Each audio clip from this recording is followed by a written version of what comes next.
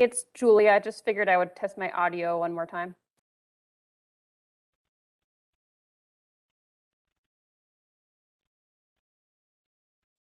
Hey, Julia, you're good.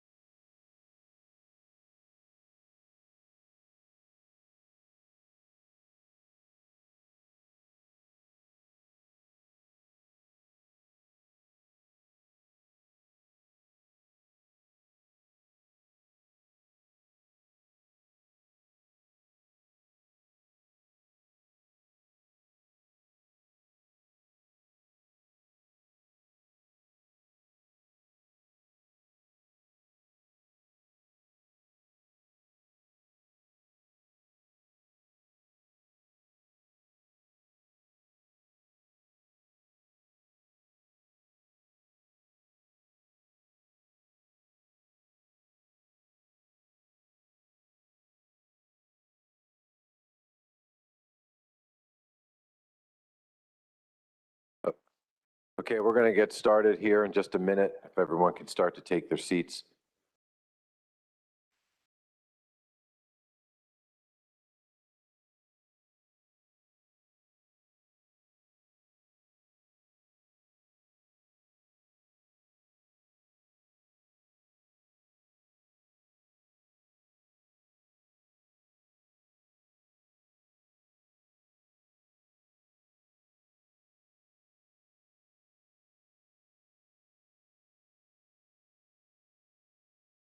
Okay, welcome back, everyone. Sorry about the delay.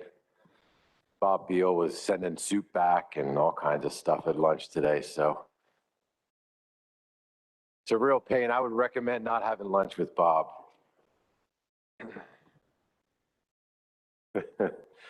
All right, so we're going to jump right in to the next item on our agenda here this afternoon, which is the 2022 Black Sea Bass Recreational Measures.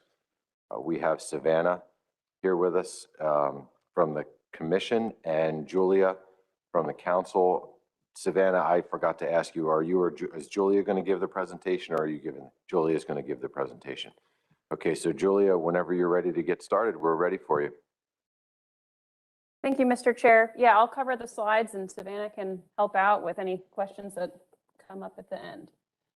So I'm going to jump right into it. It's a really similar presentation as Kylie and Carson gave for summer flounder and scup. So we have the same objective, same timeline, same data considerations. So I'm not going to repeat a lot of that, and I'm going to jump right into the info for black sea bass specifically. So again, the objective of this meeting is to recommend recreational management measures for 2022 for black sea bass. And those are to go along with the 2022 recreational harvest limit, or RHL, which was adopted back in August of this year by the council and the board. So that RHL is 6.74 million pounds, which is a 6% increase from this year's RHL. It's based on the results of the 2021 management track assessment, and it would be the highest RHL that has ever been implemented for black sea bass. However, although it would be the highest RHL ever implemented, it is lower than recent harvests, as you can see on the screen here. So again, next year's RHL is 6.74 million pounds, and the MRIP harvest estimates have been above that amount since 2014. This slide also shows the 2021 projected value for black sea bass harvest. And you can see that that is quite a bit higher than the recent 3 years of data before that. I'll describe a little bit more some considerations related to that when I get to the monitoring committee recommendations. So this slide summarizes the RHL performance, and as with the other species, we have to do a comparison to old MRIP data in most years and new MRIP data in some of the years, depending on when the stock assessment first accounted for the new MRIP data. So 2020 is the first year that we have the comparison and the new MRIP data. Everything before that is old MRIP data. Another thing that's relevant for this comparison for black sea bass is that we also were under either a constant catch or a data limited approach to setting the RHL through 2016. So in those years, we now think that the RHLs were set lower than they would have been if they had been set based on a stock assessment that reflected the true stock size. So that's partially playing into some of those overages in those earlier years. And then again, starting in 2017, we have RHLs based on a peer-reviewed and accepted stock assessment. And then starting in 2020, they account for the new MRIP data. So there's a lot more information in the briefing materials on some kind of summary of recent trends in the fisheries. And I'm skipping over a lot of that here in the interest of time, but you can see it in the briefing materials, or you could ask us questions about it if you have any specific questions. But this is a figure that I thought would be relevant for today's discussion. And this is showing the breakdown of harvest in pounds by state over the past 10 years, recreational harvest.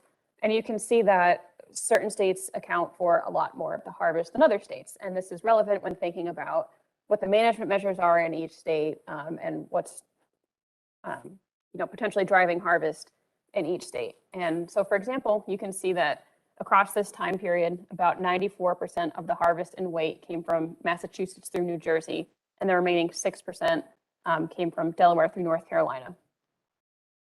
This isn't shown in this figure, but it's in a table in the briefing documents, but most of the harvest in Massachusetts through New York occurs in state waters, and most harvest in New Jersey through North Carolina occurs in federal waters. So again, just things to keep in mind when thinking about how the management measures differ across states and across state and federal waters and what that means for next year's management measures.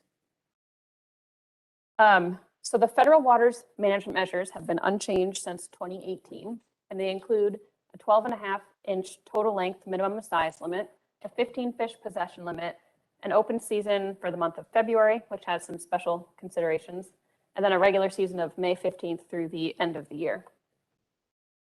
This table shows the state waters measures for 2018 through 2021, and the only changes across those years were tweaks to the season in Massachusetts, Virginia, and North Carolina, which were all intended to result in the same level of harvest across these years. Changes were either to maintain a Saturday opening or to account for participation in that optional February opening. So besides that, everything was identical across 2018 through 2021. And the changes that did occur, again, were meant to not change the level of harvest across these years.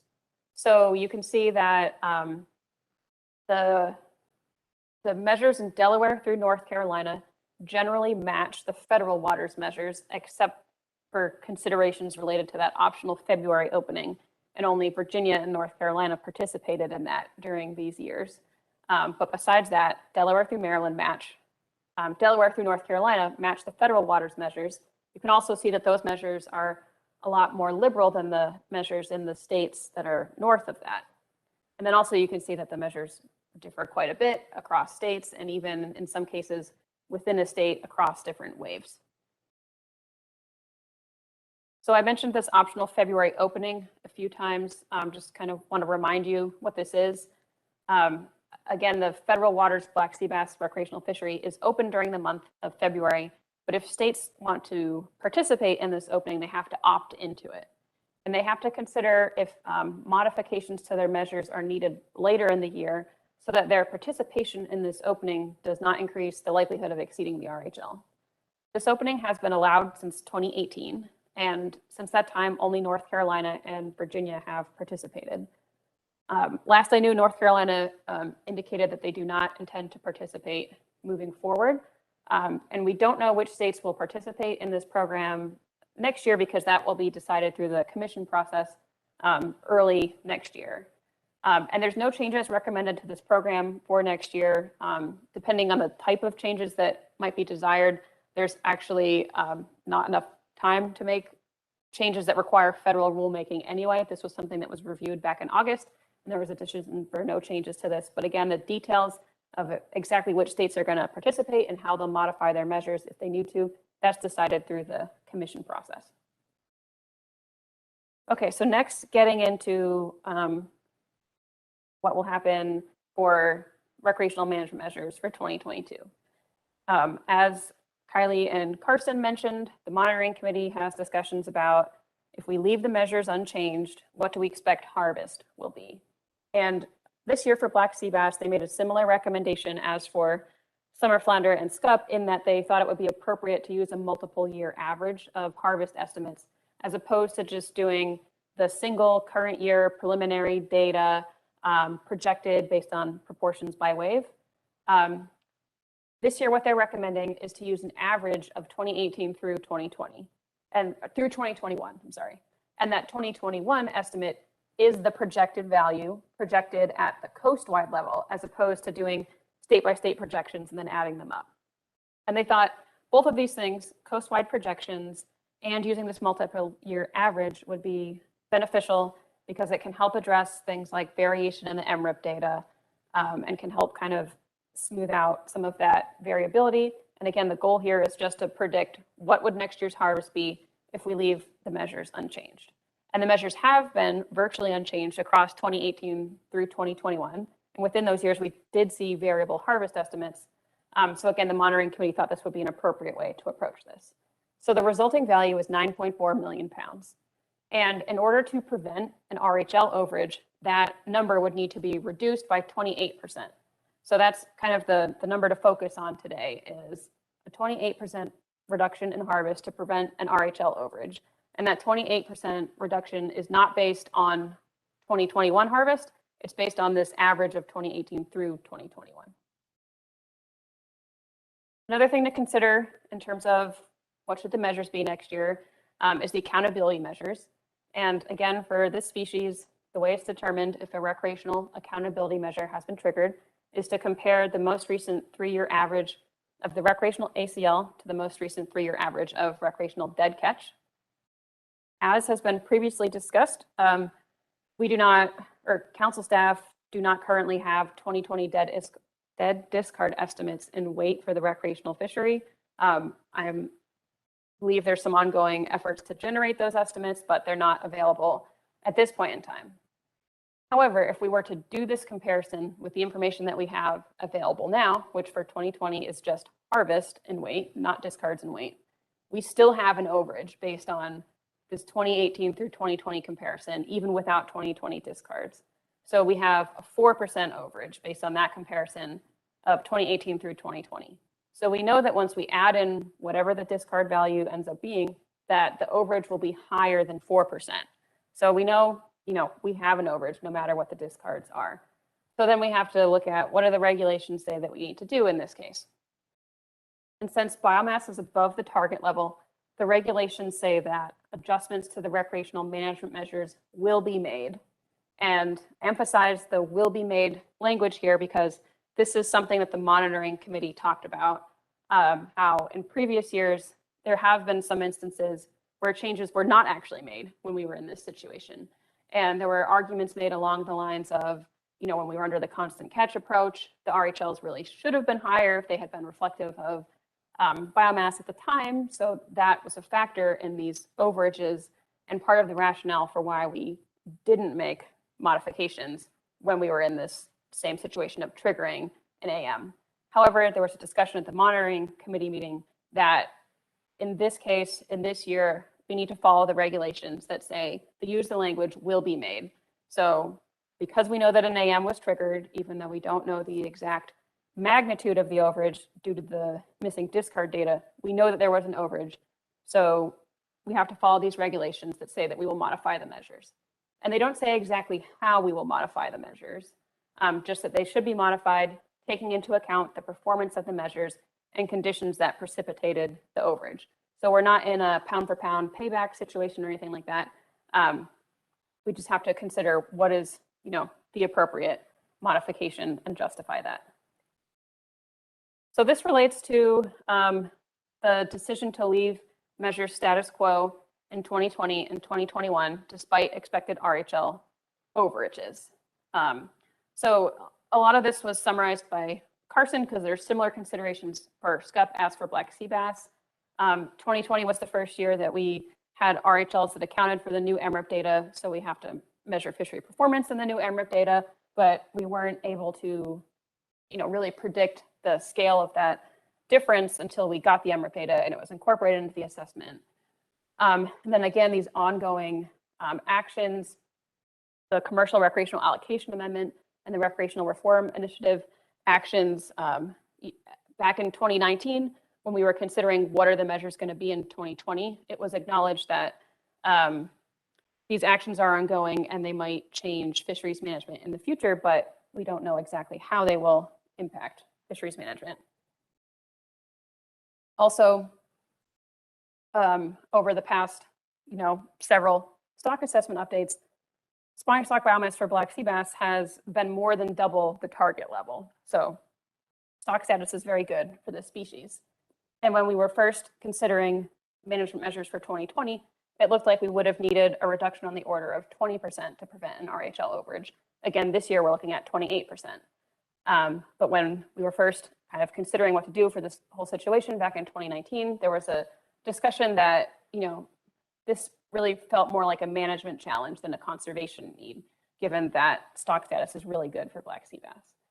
So the council and board recommended status quo management measures for the recreational fishery for 2020 and 2021 despite expected overages. And this was strongly emphasized as a temporary approach.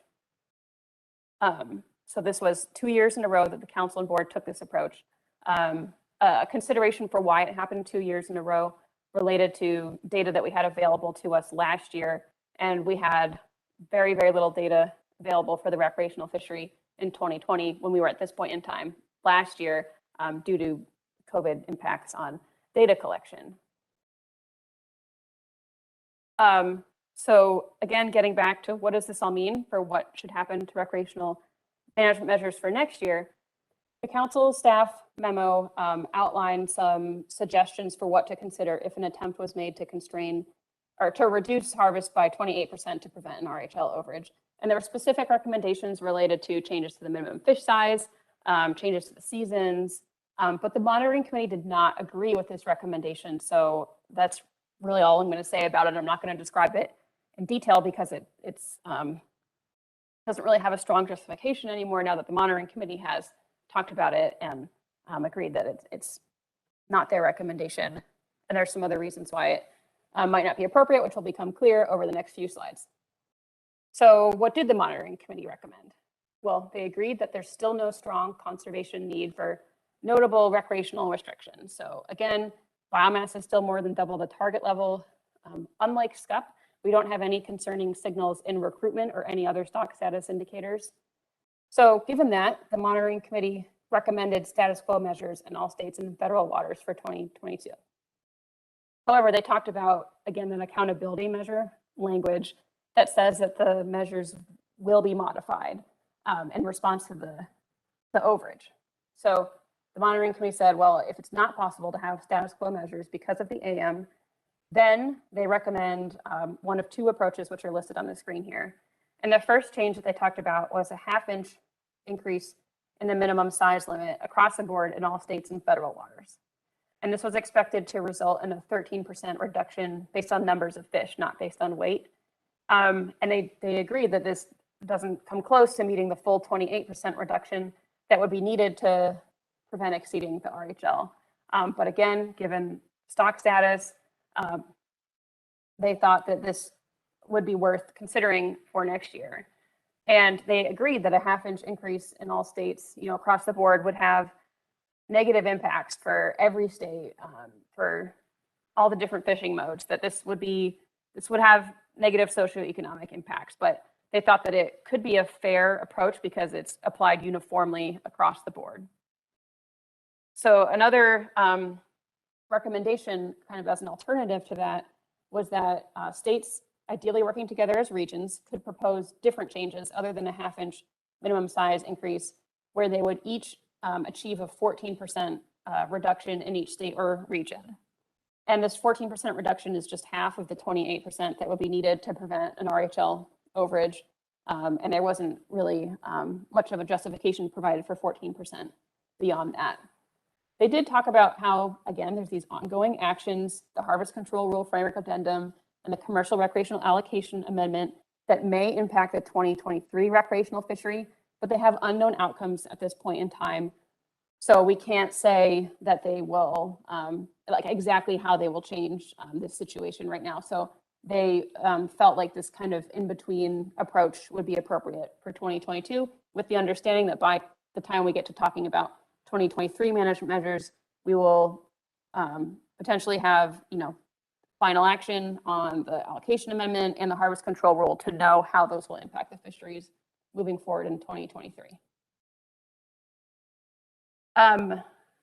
Another thing to consider for black sea bass is conservation equivalency. So basically the same process that Kylie described for summer flounder.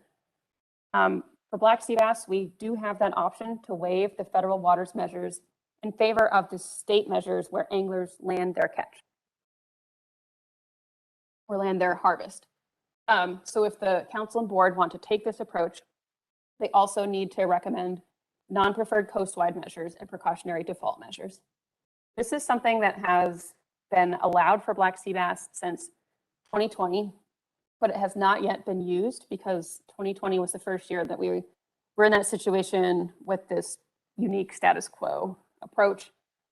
So these part of the regulations for black sea bass have kind of been, they haven't been followed since 2020. We haven't used this approach.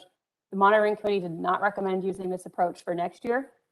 However, after the monitoring committee meeting, Garfo indicated that this process must be followed for 2022. And this was something that we didn't, fully comprehend during the monitoring committee meeting.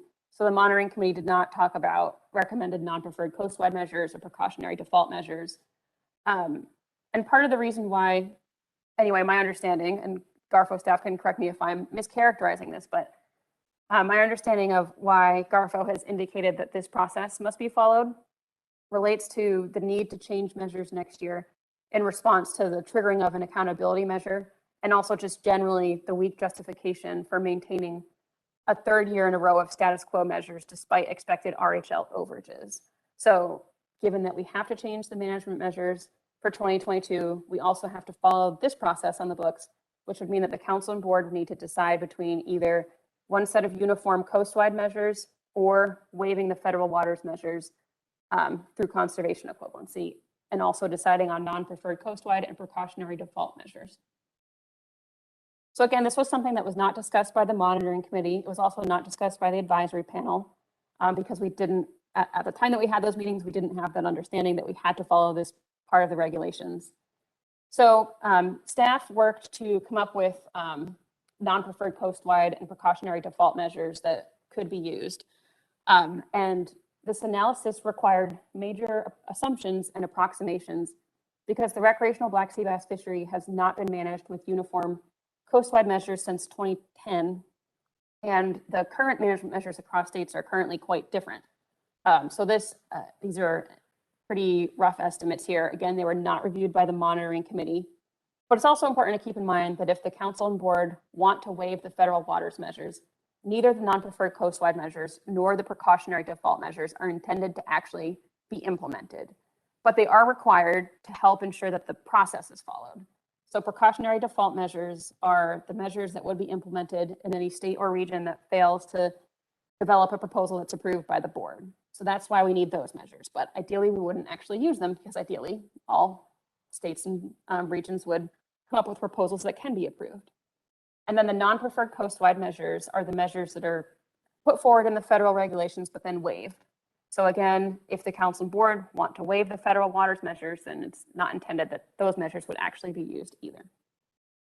And you can see on the screen here that there's two sets of measures, one for the full 28% reduction in harvest to prevent an RHL overage, and another one for a 14% reduction in harvest, kind of along the lines of what the monitoring committee recommended.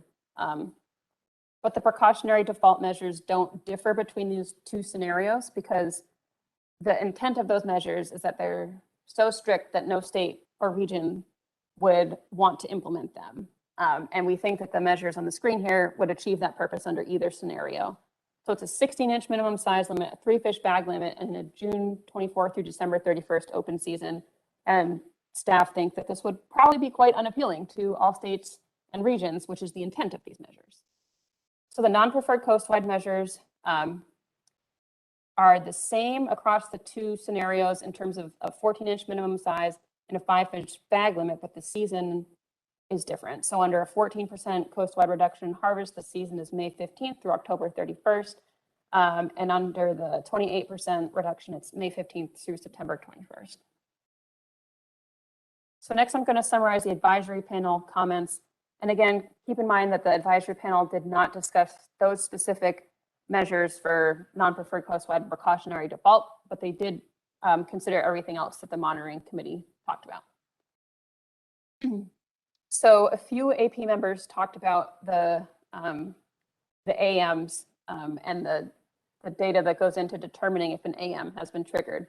And they noted that it's a 3-year average comparison of catch to the ACL. And for 2 of those 3 years, we use old MRIP data. And for 1 of those 3 years, we use new MRIP data. And they just kind of noted that that is something that just seemed like it's not ideal to them, like the mixing and matching of the MRIP data.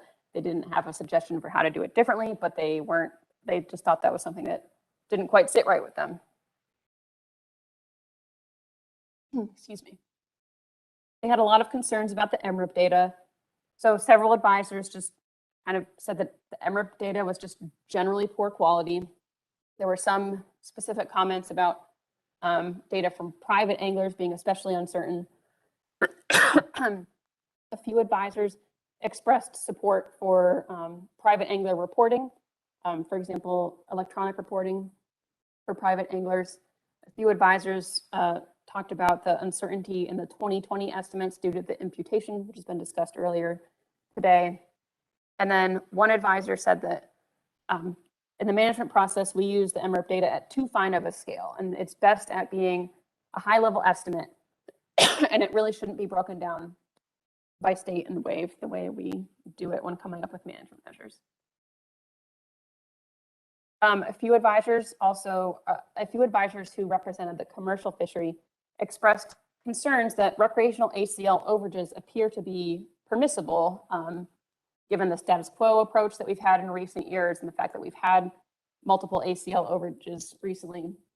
And a few of these advisors noted that with the reallocation considerations, that's the next item on this agenda for today, it appears that there's the potential for the recreational ACL overages to be rewarded with reallocation, and this felt like a fairness issue.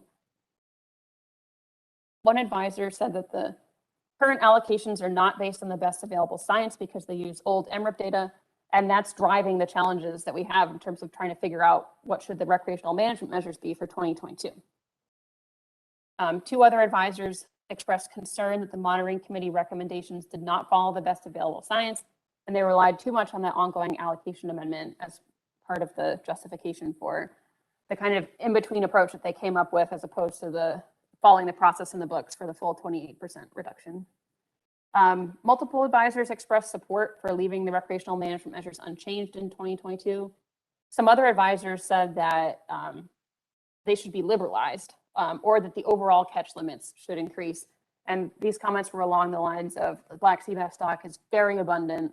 And so some advisors thought that that meant that, that the measures were too strict to begin with. And kind of along those same lines, no advisors expressed any conservation concerns for the black sea bass stock in terms of seeing negative signs of trends in stock status. We got some additional advisory panel comments over email and phone, and I'm just kind of summarizing these at a very high level. There are a few comments related to considering a total length limit with no discards. There were multiple comments for this. They might have all been from the same advisor. There were a few comments related to considering restrictions on hook size to help reduce discard mortality.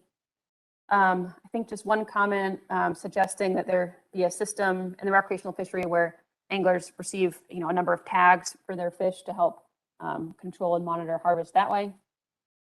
One advisor said that the pandemic is a special circumstance and it should be considered in relation to status quo discussion. So I think the comment was something along the lines of the Magnuson Act didn't contemplate the pandemic. So of course, we might need some flexibility in how we deal with things. One advisor expressed concern about an increase in recreational fishing effort on black sea bass, for example, because there's a decline in bluefish. So maybe some anglers have shifted their effort over to black sea bass. A few comments said that an increase in the recreational minimum size will increase discards. And one comment expressed concern about the potential for the recreational fishery to have negative impacts on the commercial fishery due to overages. So there's some additional comments that we got over email, and we got a lot of comments recently related to the allocation amendment, and those comments will be summarized for the next agenda item. But there were some comments that were submitted as allocation comments, but they directly addressed an issue that we're facing for black sea bass recreational management measures next year, which is the accountability measures. So I thought I would pull out these comments to highlight for this agenda item. So we got several of these comments that use the exact same language. And just going to read it verbatim. It said that they oppose the use of accountability measures for recreational fisheries until quota has been reassigned as it already was 2 years ago for commercial fishers. Again, just reading that verbatim. So I believe this is my last slide, but the decision points for today are to decide on the 22 recreational management measures. And as I indicated earlier, GARFO has communicated that we need to follow the process in the books regarding a decision between either coastwide measures, so one set of measures that applies uniformly to federal waters in all states, or conservation equivalency, which would mean that the federal waters measures would be waived in favor of the state measures. And if that's the approach, then the council and board also need to recommend the non-preferred coastwide measures and precautionary default measures and guidance on the degree of change in measures that would be allowed for the states and regions in 2022. And there's some examples on the screen there for what it would be under different scenarios to help guide the discussion.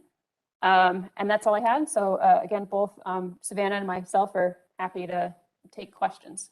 Thank you. Thanks, Julia. Appreciate the presentation. And yes, we do have decision points that we need to make. But before we get to that point, I would like to ask members of the council and the board if there are any questions directly to either Savannah or Julia based on the information that's been provided in the presentation. Adam Nowalski.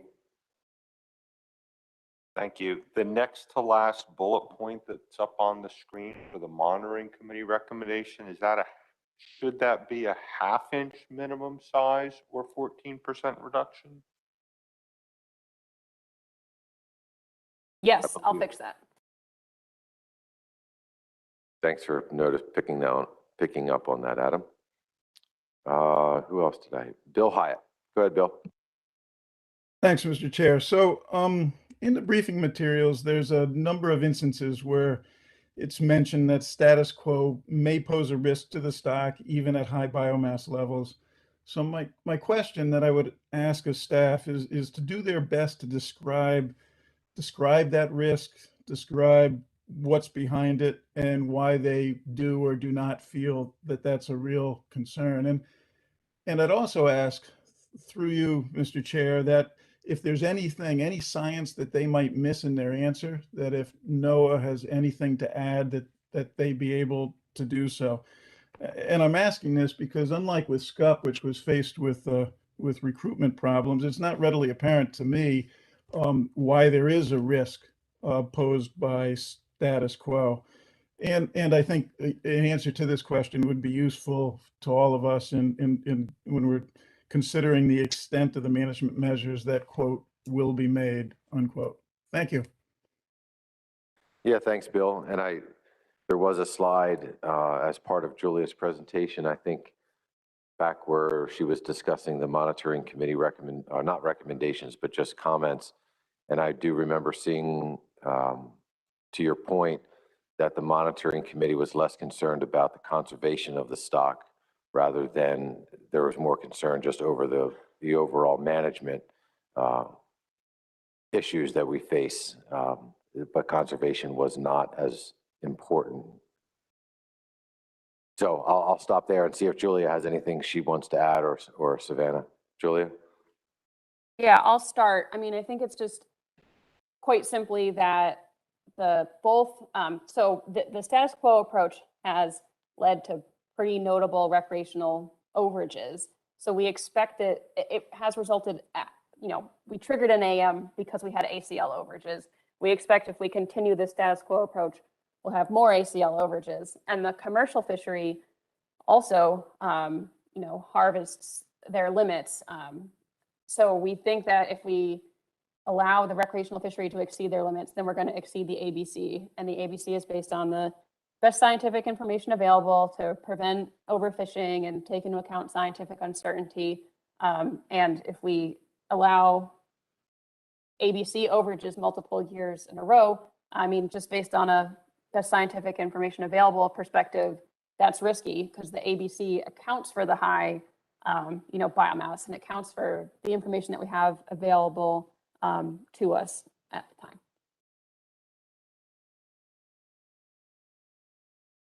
Okay, thanks, Julia.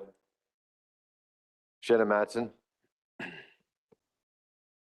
Thank you, Mr. Chair. Could we go back to the slide that had the non-preferred measures listed? Yeah, so I just had a question concerning these non-preferred measures. So we have the one group of non-preferred measures that would result in that 28% coastwide reduction necessary to prevent that RHL overage. We also have a set of measures in the staff memo from December that went to the monitoring committee that also has some suggestions for changes in minimum size and season that would also result in a 28% reduction to make sure that we didn't go into an overage for the RHL. I just wanted to verify that both of those options result in that same 28% reduction.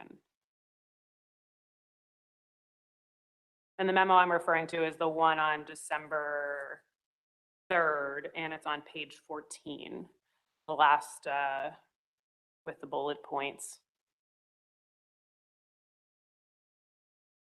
Yep, I can answer that if that's okay, Mr. Chair. Hey, go ahead, Julia. Don't wait for me next time if you have the answer. Just go ahead and shout it out. Yes, they both are, based on the assumptions that we need to make and the rough analysis, they're both expected to result in a 28% reduction. A big difference is that what's on the screen here is these are intended to be one set of measures that's applied uniformly. And that staff recommendation from before the monitoring, sorry, are you referring to the one that was before the monitoring committee meeting? Or are you saying that the December 3rd memo that was specifically on non-preferred coastwide and precautionary default measures, are you saying that that had a different set of measures? I'm specifically referring to the December 3rd memo that has, it's on page 14, and it says, in summary, if there's a 28% reduction in harvest deemed necessary, and then there's a number of different options there to hit that 28% reduction, and those are different than the options that hit the 28% in the non-preferred coastwide measure. I'm just trying to reconcile the differences between those and make sure that what I'm seeing on page 14 from that memo also hits that 28% reduction. Yeah, so I just want to make sure I was thinking of the right thing.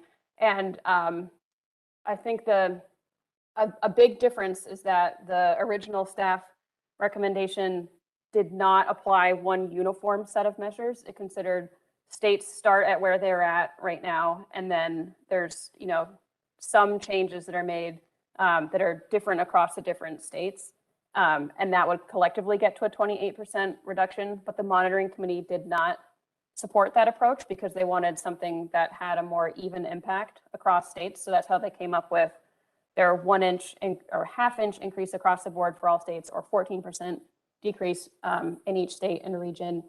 And then also again, GARFO has indicated that we should follow this process and do this decision between either uniform coastwide measures or waiving them, the federal measures, through conservation equivalency. So I think the original staff recommendation isn't totally justifiable at this point for those reasons. I don't know if that fully answered your question, but short answer, yes, they were both intended to get at a total 28% reduction. Okay, thanks, Julia. Justin Davis. Thank you, Mr. Chairman, and thank you, Julia, for the presentation this afternoon. I have a question relates to the last slide in the presentation about the same bullet that Adam asked a question about. Possibly get that slide back up. So that second to last bullet there, I'm wondering if the intent of that is that the recommendation that should be that each state, or I'm wondering if it should be each region, should either implement a ½ inch minimum size increase or measures that would achieve the same % reduction for that state or region that the ½ inch minimum size increase achieves. Because I don't know, here I'm thinking back to the Striped Bass Addendum 6 process, but it could be that, a ½ inch minimum size increase in a state or a region achieves something more or less than a 14% reduction, that, all those changes added up along the coast add up to an aggregate 14% reduction, but, reducing by 14% in each state, or I'm sorry, adding a ½ inch minimum size in each state may not equate to a 14% reduction for that state, if that makes sense. So I'm wondering if the recommendation there is for, states or regions to implement measures that achieve equivalent reduction to what a half-inch minimum size increase equates to for that state or region. Yeah, that's a good point, Justin. Prefer you not say striped bass again today. That would be nice, but I'll go to Julia.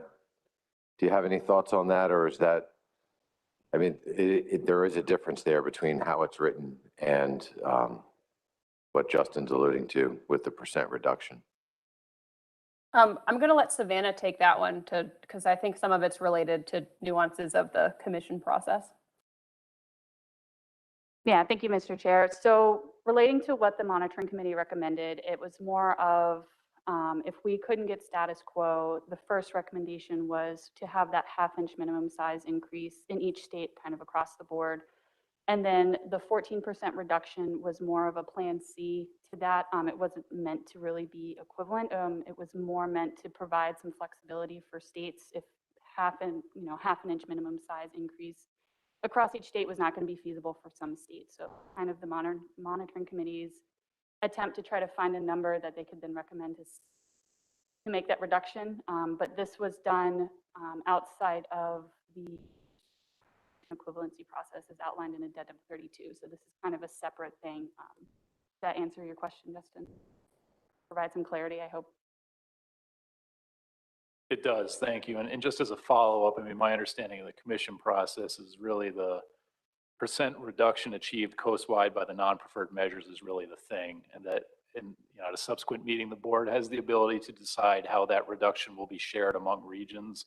And then the states within each region have to work cooperatively to establish measures that'll meet their share of that overall reduction.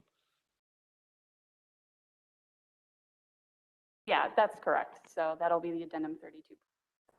Follow if that's the decision of the board and council. So just to be clear, Justin, you're saying that at the end of the process, states may be taking more or less of a percent reduction. If all states implemented an increase in the minimum size by a half an inch, it means more or less to the different states, depending on the data that supports the data from that state that would go into that calculation. So if Delaware and Maryland both increase by a half inch, it may be a 40% reduction for Delaware and a 5% reduction for Maryland, just based on the background information, right? But ultimately, we're achieving that 14% as a coast if each of the states do that one modification to their regs. Is that how you're thinking about it? Yeah, correct. That's my understanding, is that, it's possible a half-inch minimum size increase could equate to more or less a 14% reduction for certain states, but that collectively it'll produce a 14% reduction on the coast. Okay. Shannon Madsen. Thank you, Mr. Chair. Sorry to ask another question. So it seems like we have on the table something that would achieve the 14% reduction coastwide by doing one thing across all of the states. Do we have anything similar for meeting this 28% reduction other than this non-preferred measure?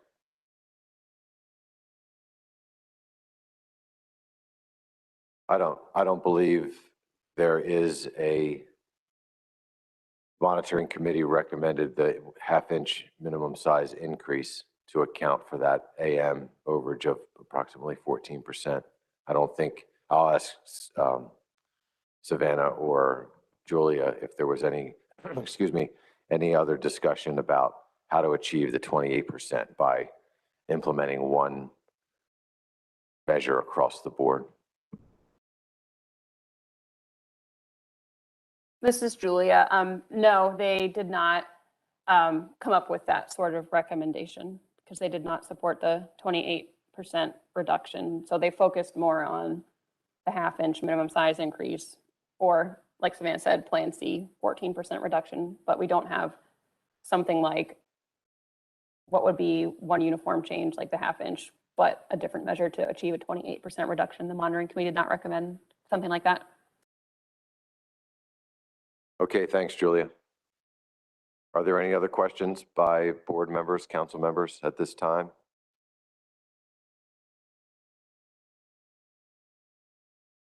Okay, seeing no additional questions. Somebody have a question? Dewey, did you have a question? Go ahead, Dewey. Don't worry about the computer. I had to get my hand up. What does this half-inch do with discards? Different across the different states by increasing a half-inch if that was to be chosen? What does how much more poundage of discards and discards does that produce? Thank you. Generally, Dewey, by increasing the minimum size, you're going to increase the number of discards. I don't know if anybody has done any calculations to determine to what extent the discards would increase, but in general, that's what happens when minimum sizes increase. Yeah, I understand that, but wouldn't it be, I mean, it just seems like we keep on increasing the minimal sizes and we don't know what it produces, even though we just keep on doing that. So I'm just curious if somebody, I understand the part of you increase it, you'll have more discards, but I just wondered the magnitude because each state has different things according to their catch that's going to increase. And I was just wondering if that was done or the analysis or anything like that. That would be, you know, hopefully stuff like that would be included in the future discussion because it seems like that's our go-to is just increase the minimal size. We could increase discards and possible discards. That's my reason for bringing it up. No, I appreciate that, and maybe Julia or Savannah have something that they can either report out on or present based on that question. Savannah? Yeah, thank you, Mr. Chair. So I can't get exactly at your question, but I think the intent here is to determine first if we're going to follow coastwide measures or conservation equivalency, and then specifics such as your question regarding discards and what the impact of raising the minimum size would be on something like that is going to fall under more of the purview of the commission's process, where the technical committee will do those analyses and look at that when working with states to come up with regional measures to achieve whatever required reduction the board and council agree. Okay, thank you. Next, I have Adam Nowalski. Go ahead, Adam.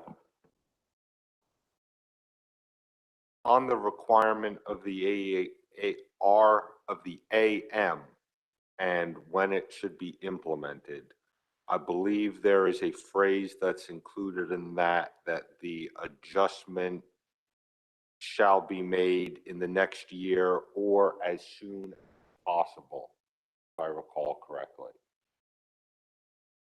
So what conversation has been had about applying the as soon as possible element of the accountability measure? I seem to recall not too distant in the past, we delayed implementation of an accountability measure because of some pending actions. So in this case, given the actions that we have pending before us, what conversation is had about applying the as soon as possible part to the 2023 fishing year instead of the 2022 fishing year? All right, thanks for the question, Adam. I'll look to staff to help with that answer. I'll start this one. This is Julia. So for this part of the regulations, again, it's not specific about what the change will be. It's not saying that you need a specific payback, for example.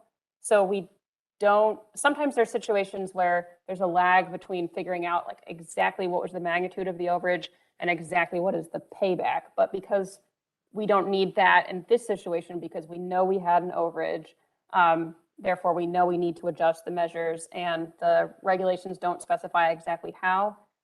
We need to change the measures, like we're going to be in this, category no matter what. So it's appropriate to consider it going into next year. And there wasn't any discussion of not making a change in the measures because of ongoing actions. And I think an important thing here is the language about conditions that precipitated the overage. And this status quo approach, I think, was very clearly a condition that precipitated this overage, at least in terms of the role of 2020 in this average comparison because that was the first year that we had this status quo approach despite expected overages, and we had an overage. So I think it would be hard to justify having status quo again in the face of this language that says that we need to adjust measures taking into account the fact that the status quo measures resulted in this overage or contributed to this overage. Thanks, Julia. Adam? Thanks for highlighting the element of the recent status quo for the condition that precipitated the overage. What do you have to contribute to other conditions? It was stated during the presentation that RHLs were lower than should have been historically, which I know the actions that this council and board took were to resulted in increased size limits, which resulted in increased pounds. When we look at the question of management challenge more so than a conservation need, when we look at the fact that our assessments, we have one benchmark assessment and one update that have used the new MRIP data. As more MRIP data gets put in, the assessments would likely reflect better on the fishery, given that the benchmark assessment resulted in less than a 60% increase in the RHL 2019 time period, but yet we saw 100 to 150% increases in new MRIP rec harvest in the 4 years preceding that. So it would seem to me that there is a lot of other information here that would fall into the category of conditions that precipitated the overage. What can you offer about the discussion about the ones specifically that I highlighted, that assessments may not have completely caught up with the new MREP, that RHLs were historically lower, and that it's a management challenge more so than a conservation need? I'll take a stab at that. So the thing that I said earlier about RHLs were not reflective of stock status, I really meant that in terms of 2016 and earlier, when we had either a data limited approach or the constant catch approach, and we didn't have an assessment at all. For all the years shown on the screen here, we do have an assessment that is informing the catch and landings limits, and that assessment did change over time with incorporation of the new MRIP data starting in 2020. But that's part of the reason why we have the comparison to the old MRIP data for some of these years and the new MRIP data for 2020. Also for black sea bass, the stock assessment has a retrospective pattern that's big enough that it requires an adjustment, and that adjustment actually scales things up. And I think that partially contributes to every time we get an assessment update, it appears that biomass is a little bit higher than we thought it was before, partially because of this retrospective adjustment for this quote unquote good retro. And I think that's a challenge that we have with this stock, is based on the information that we have available to us at any point in time, we're trying to constrain to catch limits that's based on that information. And then that information can change slightly when we get an updated assessment, but we can't predict what future assessments will look like or future ACLs will look like. We're not recalculating these ACLs back in time to say what would they have been if we had other information available to us. So there's definitely challenges with all of this, but I think kind of just with the most appropriate data that we have available to us right now, I mean, this is the comparison that we have, and following the federal regulations, it's saying that we have to adjust the management measures. So I think that's all I can say to that. I don't know if Commission staff or Garfo staff want to add anything to that, or even Science Center staff related to the assessment side of things.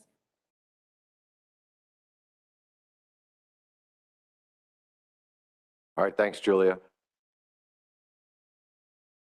I had Dan Farnham. Did you have a question, or I saw your hand go up or down? I didn't know if you intentionally tried to do that. Just waving hello. I did have a question. It was more to Dewey's point. What would the discard mortality rate be in a recreational fishery for black sea bass? It's 15%, so kind of getting back to that earlier discussion, if you assume that more of those fish are discarded that would have otherwise been harvested, if they're harvested, 100% of them are dead. If they're discarded, 15% of them are dead. But there was no monitoring committee analysis of what would the, overall change in dead discards be, but just an understanding that there would be an increase in discards, but only 15% of discards are assumed to die. Okay, thank you. Kate Wilkie? Thank you, Mr. Chairman. Forgive me if I'm being dense, but I need to ask Julia. So there's a lot of discussion about changes to sizes, and I see on page 14 that there are other options. And I guess I see that the monitoring committee was not interested in those other options, but are they still on the table for discussion to achieve the 28% reduction? I don't know if I can kind of like phone a friend with Garfo here, but I think this kind of gets back to when this memo was written, we didn't think that we needed to follow this process for conservation equivalency in terms of deciding between uniform coastwide measures or waiving the federal waters measures. So, if we need to follow that process, then those measures on page 14 of that memo don't work anymore because they are not uniform coastwide measures. So I think that I'll just say that, maybe see if Garfo can help So out with this. if I could just follow up then, so we have to set non-preferred coastwide measures. Okay, I understand that now, you just clarified. But then we would have the option to set, I was gonna say, maybe then we could talk about preferred measures and they might include these on page 14, is that right? So I think that part of it, then it's up to states working through the commission process. And at this meeting, it's just a decision of kind of if the federal waters measures are to be waived, what's the non-preferred coastwide, what are the precautionary default measures, and then what's some kind of overall guidance on the degree of change. So this was a similar discussion that happened for summer flounder, like what's the overall percentage reduction or liberalization, and then the states take it from there to decide through the commission process how they are gonna, like what each state or region will come up with for their own measures to achieve that overall percentage change. And then those decisions aren't made today, that they're made separately through the commission process. And Savannah can correct me if I butchered that description. Hey, Julia. So yes, that's correct. So the measures that are shown on page 14 of that memo, again, as Julia said, we're kind of done outside of the addendum 32 process that we are going to need to follow this year for black sea bass. And so what we're looking at now is the measures on that page are not, I wouldn't say they're out of consideration. It just hasn't gone through the technical committee process in which they look at all of those different measures and work with the different states and regions to go through and determine what would be best. So at this one, it's kind of confusing, and we do apologize for the confusion here because there were two different memos. But basically, what our role here today is to really look at what we're going to do in terms of coastwide measures or conservation equivalency, and then we'll get to those technical groups that are really going to do the analyses and really take a look at what would be best for each region and for the species as a whole based on what the council and board decide here today. Thanks to you both for that clarification. Yeah, thanks, Kate. We're just discussing too. I just want to make sure everybody's clear. There's a lot to this. It's complicated and confusing. So in my mind, I'll try to simplify it a bit. So we as a management body need to decide what level of reduction we want to consider taking, either status quo or up to the 28% reduction, which is being suggested by the federal regulations in following along with the protocols that are used to develop the data and the analysis that would help inform our decision. There are a number of different ways of achieving any type of reduction, whether it's minimum sizes or seasons. That all of that can be massaged at some point down the road. But right now, the most important element is the level of reduction that we want to consider.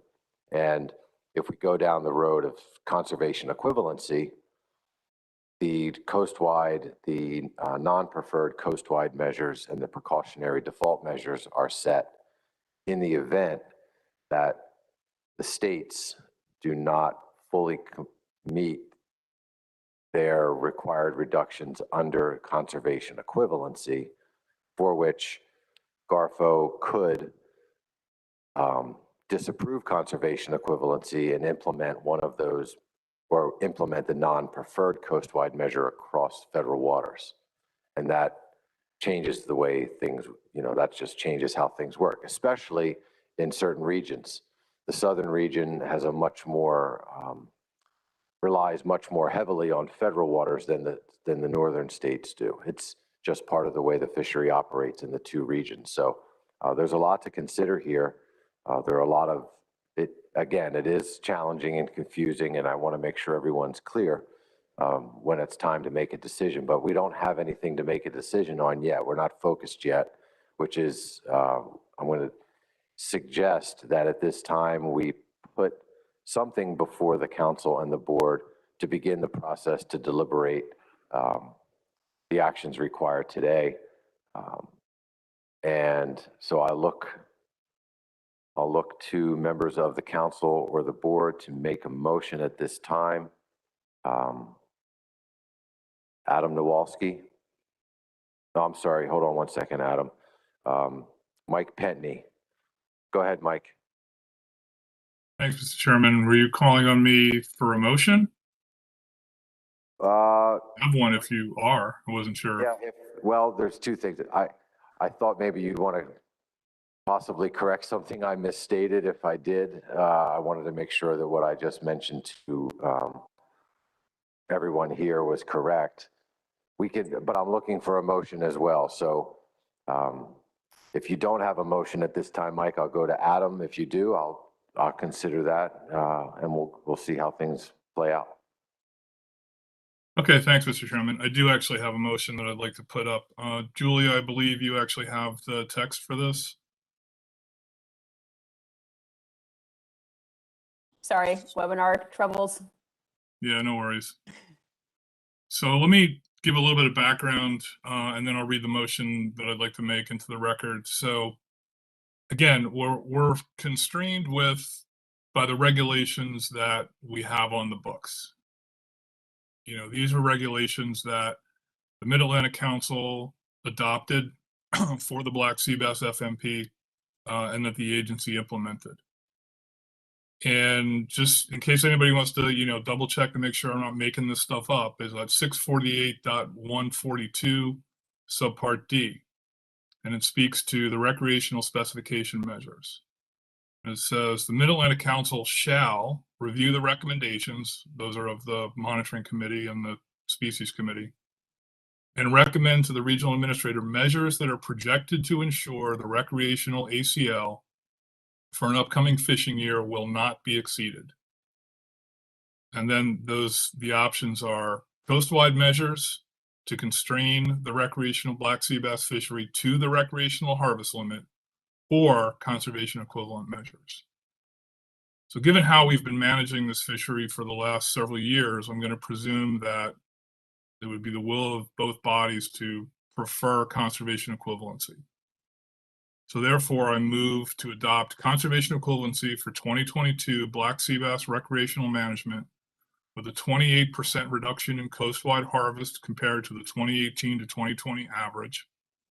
The non-preferred coastwide measures would be a 14-inch minimum size, 5 fish possession limit, and an open season of May 15th to September 21st.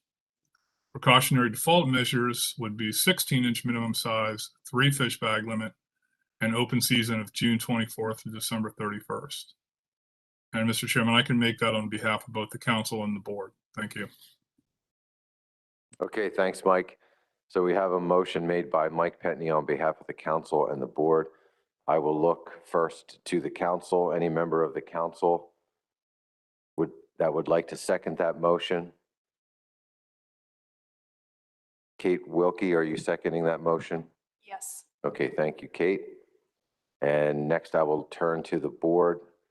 Any member of the board that would like to second the motion made by Mr. Pentney?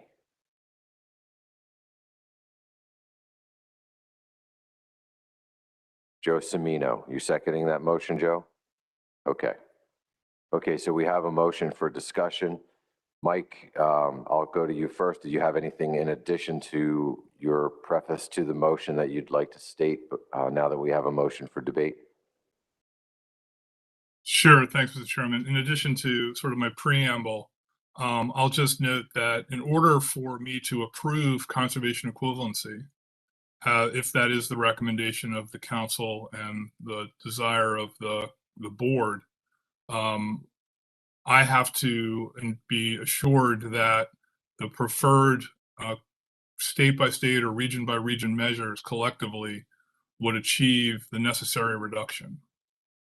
And if, you know, and again, that is also in the regs. And so if I don't get that assurance, then I can't approve conservation equivalency, which puts us back in the situation of needing to adopt coastwide measures, uniform coastwide measures across the board that would in fact achieve the levels necessary under the regs. And so what I'm trying to offer here is a way for the commission to work within its process through the technical committee and through the states and the regions to develop a package that can be approved under the regs for conservation equivalency.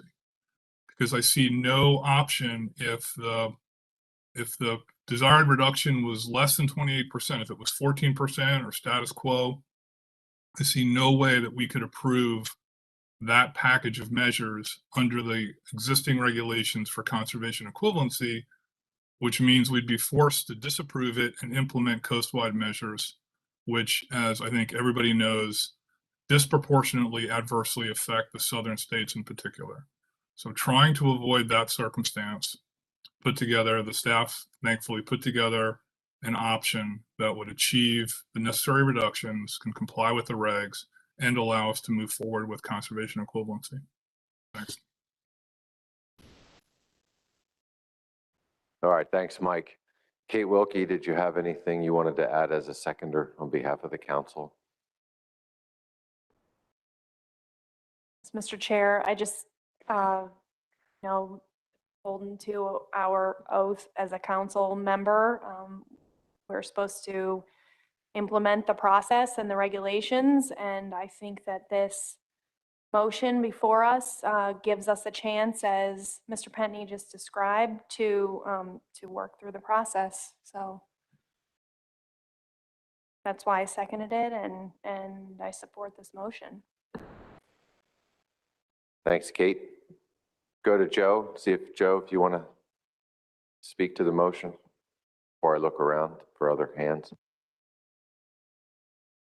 Yeah, thanks, Mr. Chair. It's an incredibly tough position to be in, but as the regional administrator just explained, I think it's the only way that we can have a discussion on conservation equivalency. And, you know, I think as we move further down the line in pursuing that, we may find options that work better, and perhaps even convincing that those options, whether or not the exact reduction is there, that they'll still keep us within shell. So I think we have to move forward with this, and in that process, hopefully things don't look as bad as we think they do. Okay, thanks, Joe. Are there any other members of the council or board that would like to offer comment to the motion?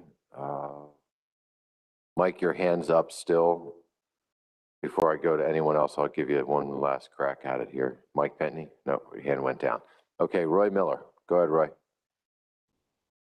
Thank you, Mr. Chair. I would just like to note that Mr. Pentney's motion, as he stated, kind of boxes in the southern states of Delaware to Virginia with regard to implementing probably an 1.5 inch increase instead of a 1-inch increase, and a possible large reduction in the daily possession limit. So once again, we find ourselves in the same sort of scenario that we were in regarding scup, except that this is a species of much more importance in the states of Delaware to Virginia. So I would just like to point that out. I'm wondering how to get out of this fix and get back to the 14% reduction that was the management committee's recommendation. Thank you, Mr. Chairman. Thank you, Roy. To answer your question directly, in order to move in the direction that you just referenced with a 14% reduction, we would need to modify the current motion before us to alter the 28% to 14%. However, there are consequences. Well, I won't say there are consequences. There are potential consequences based on the discussion that we've had with the regional administrator. So we have to weigh the consequences with the action, which is a challenge for all of us. And I'll be the first to say that it's a frustrating challenge, not feeling as if there's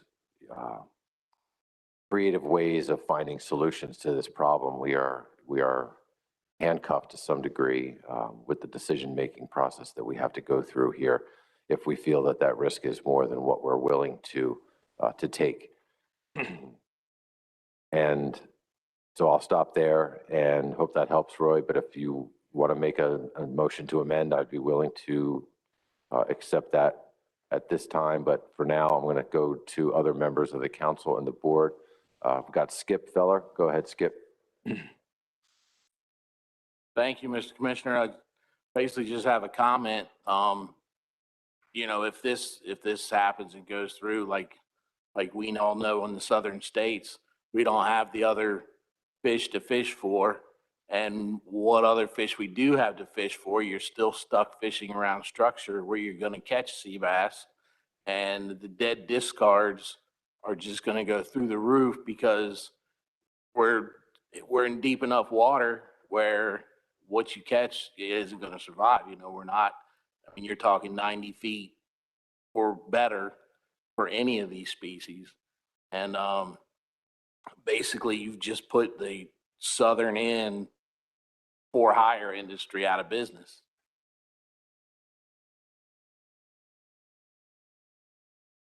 All right, appreciate that, Skip. Is that Emerson Hasbrook? Thank you, Mr. Chairman. I'm not going to speak in favor or in opposition to this motion. I just have a comment that here we are, and this is the situation that we put ourselves in by the decisions we made over the past 2 years to go with status quo, even though we were over the RHL for black sea bass over those past 2 years. Thank you. Thanks, Emerson. Tom Foti? Again, we're in a situation that we don't care what the fishermen are, the impact, the economic impact on the fishermen. What we care is making sure we dot the I's and dot the proper sentences and put in the regulations that satisfy bureaucratic satisfaction, but it does a hell of a job on the fishermen. And, you know, we're not doing this for conservation measures. This stock is not in trouble. We should have increased the quota a long time ago. And NIMS drags its foot every time we try to increase the quota. And council the same thing. I mean, and now the commission is paying the consequences of their lack of action about increasing the quota. I can't support this motion. Again, we're impacting fishermen economically for no apparent good reason. We're not rebuilding a stock. We're not basically going to do anything to harm the stock. And yet we're going to put the community, the recreational fishing community, in really in measures that can't help. And matter of fact, what we're gonna do, you know, one of the things that we always carried on was black sea bass filled the gap between summer flounder and there was nothing else to fish for in between. And so we're gonna have more of a gap where charter boats, party boats can't go out to fish. And I mean, well, I was like, it have been lately is just totally disenfranchised with the system and can't see what we're doing anymore except doing paperwork to basically justify our jobs. And I don't get paid, so it's not my paid job. Okay, thanks, Tom, for your comment. Mike Petney? Thanks, Mr. Chairman. I was just gonna try to respond to Mr. Miller's comment earlier, and maybe this is a question that staff can help with, because you know, for many years we didn't have formal conservation equivalency on the books for black sea bass under the council plan as we did for summer flounder. And so kind of the status quo approach under that scenario was the southern states adopted the federal measures as their own. But it's my understanding, although maybe I'm not quite understanding the nuances of how this would work under the commission plan, that under the formal conservation equivalency approach we now have for black sea bass, the southern states are not locked into adopt the federal measures and could in fact adopt unique measures for their own state that would be that would allow the federal measures to be waived, provided they achieve, again, the equivalent conservation that we're setting out here. So again, I'm just trying to address Mr. Miller's comment / question and make sure that we're all understanding how this conservation equivalency approach would work, because it is new for black sea bass, as Julia mentioned. Thank you.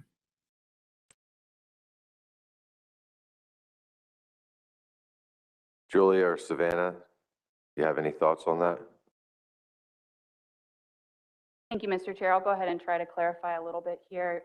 This is very similar to the summer flounder conservation equivalency process, even though it is our first time for black sea bass that we will be really going through this process. But according to Addendum 33, the adjustments to measures will be for regions, not necessarily state by state. So there is some flexibility there to kind of find something that works for your region specifically. And for black sea bass, there are 3 regions outlined. You have the southern states, the northern states, and then itself. So there is some flexibility to work within those measures and to find something that will, when combined, will not exceed the RHL. So as long as you're not exceeding the RHL, and other staff can correct me if I'm wrong, but kind of getting into what the regional administrator was saying, there's really no restriction. You can get creative. I think that's why this process is really important, to have those flexibilities. Find something that works best for your area. Okay, thanks, Savannah. Adam Nowalski?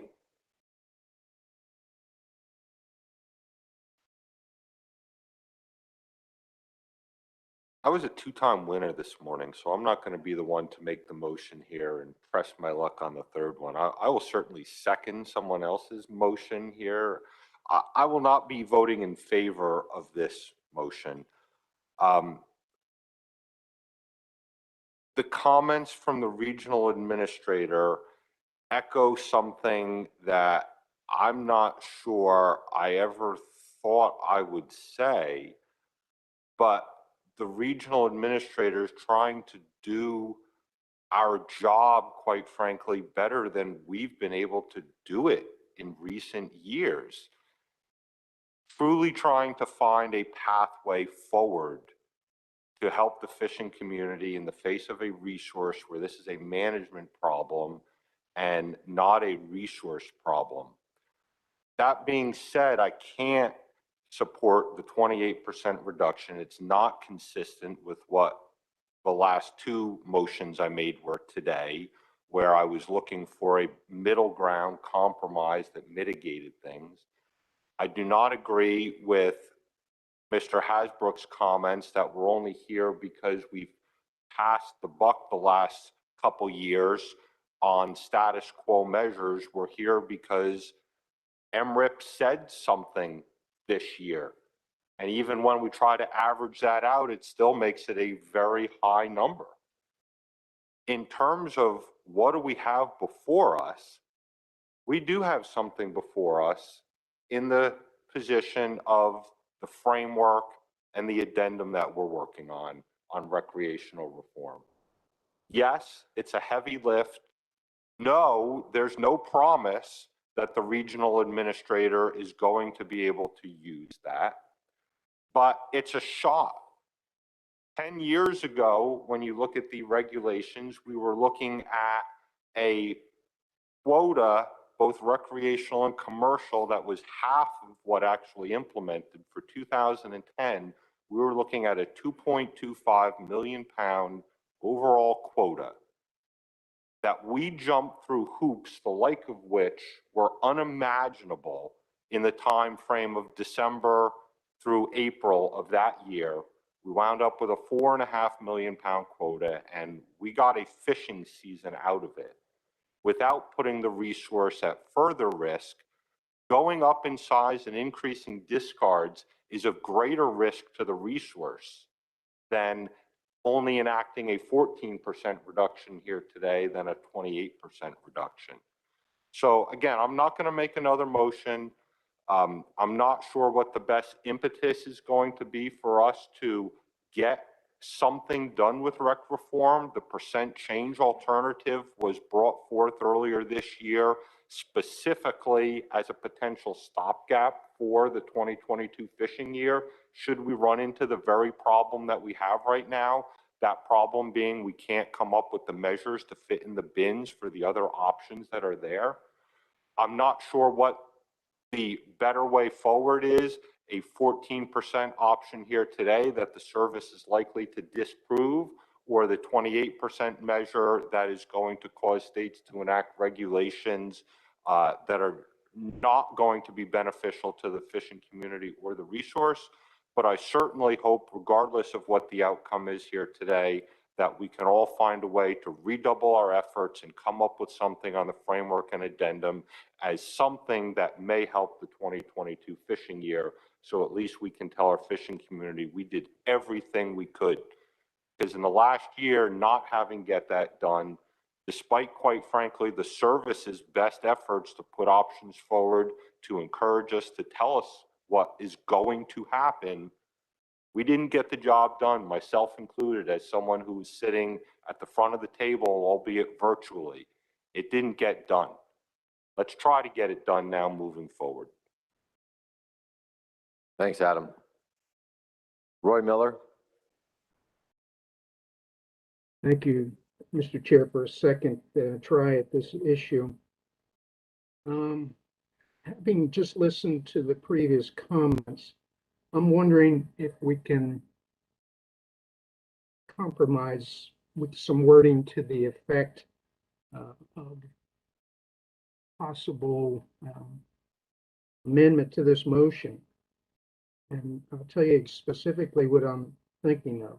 How about a 14 to 28% reduction in harvest that averages to a 28% reduction in coastwide harvest? And the reason I'm suggesting that different wording is we've already heard that most harvest in the southern states is in the EEZ as opposed to state waters.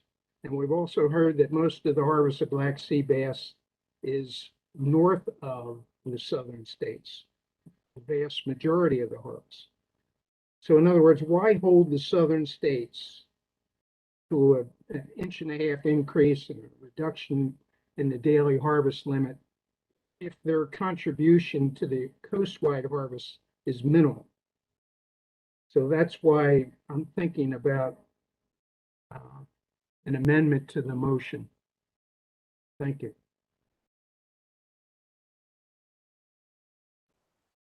Okay, thanks, Roy. I'm not sure did you want to make a motion to amend? Or were you just throwing an idea out there as something for everybody to think about? Well, it was an idea, but I'm willing to make that motion if there appears to be any other states who are thinking along the same lines. Yeah, let's hold that for now. Let's see. I've got it. There are a bunch of hands up. Let's see what others have to say and think. And then I may come back to you, Roy, or I think I understand your point, but let's see what others have to say. Joe Semino, and then Nicola, you're after Joe. Thanks, Mr. Chair. I apologize to the other Mike, but I think I may need the regional administrator's help again. As he pointed out, this is a new process. So what I'm trying to understand is, what does it mean if federal government can't approve CE? Like, is the commission even going back and working on options? I'm trying to understand what happens next if we don't vote on something that Garfo can approve. Well, I guess I could probably ask Bob maybe to chime in, but if the states go back under CE, if it's determined that we want to work under CE, the states would then need to formulate a plan so that the coast-wide combination of measures would account for the required reduction in the motion that we pass. And then it would be the commission's, the next step would be they would write a letter to the service indicating that we've met our obligations as states under conservation equivalency to the desired level of reduction.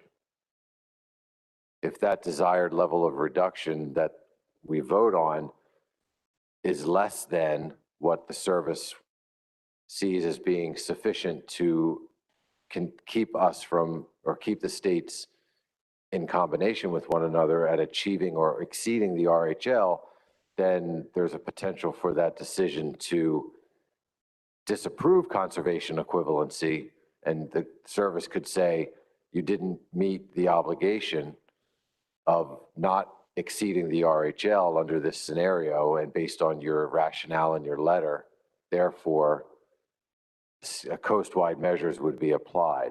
And those coastwide measures would be the non-preferred coastwide measures that we would put in the form of a motion as indicated on the screen.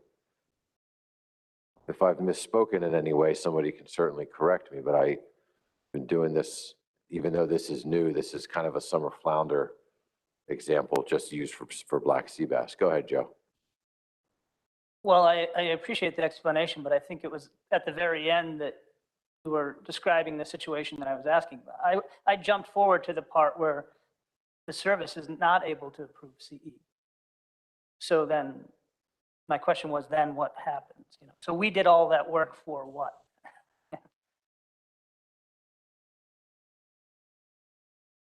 Bob? I surely don't want to speak for the regional administrator, but I think if we get to a point where the regional administrator can't approve the measures that the state's developed, and he feels that the reductions taken by the state don't have a reasonable chance of achieving the RHL, then the regional administrator will have to take whatever actions he feels is necessary in federal waters.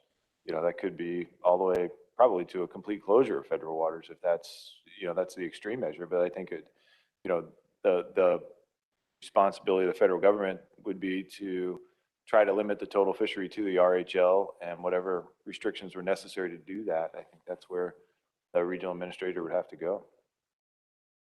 Yeah, thanks, Bob. I'll look to Mike also. Mike Penny's hands up. Mike, did you want to add to that? No, I think you and Bob both captured it well. Okay, thanks, Mike. Joe, are you comfortable now with the process? Okay, great. I'll go next to Nicola Missouri. Thank you, Mr. Chairman. I just had to pull up the final rule where we added conservation equivalency to the Black Sea Bass Management Program, and it was in effect last year.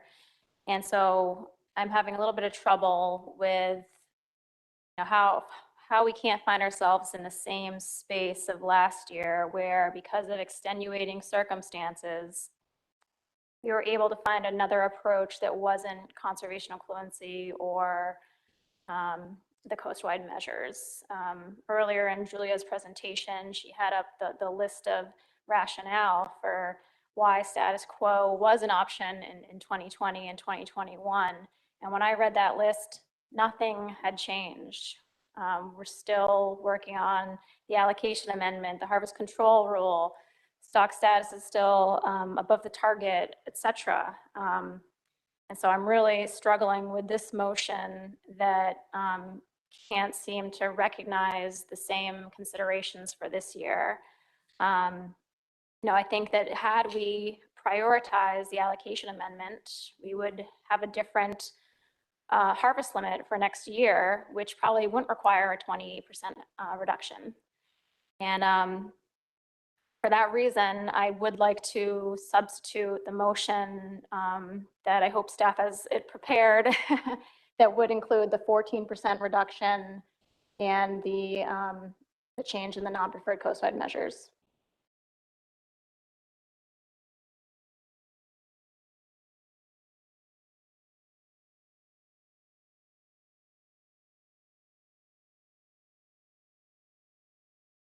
While staff is doing that, I'll recognize one thing, and for Massachusetts, we are the only state where this set of non-preferred coastwide measures would be a liberalization to our measures.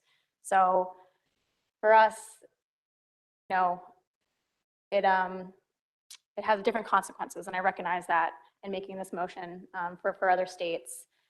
And if this alternative can't pass and we're back to the 28% reduction, I just hope that that would be considered in the addendum 32 specification process when we end up talking about how the reduction is going to be shared among the regions and among the states, to look at where the states are starting off and find a way to do it more equitably.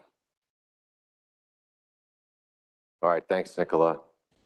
And since you've decided to make the motion to substitute, I'm going to ask you to read it into the record, and then I'll look for a second. On behalf of the board and council members, be thinking about whether or not you would like to make that motion on behalf of the council as well. Go ahead, Nicola. All right, thank you. I move to substitute to adopt conservation equivalency for 2022 Black Sea Bass recreational management with a 14% reduction in coastwide harvest compared to the 2018 to 2020 average. Non-preferred coastwide measures are 14-inch minimum size, 5-fish possession limit, and open season of May 15 to October 31st.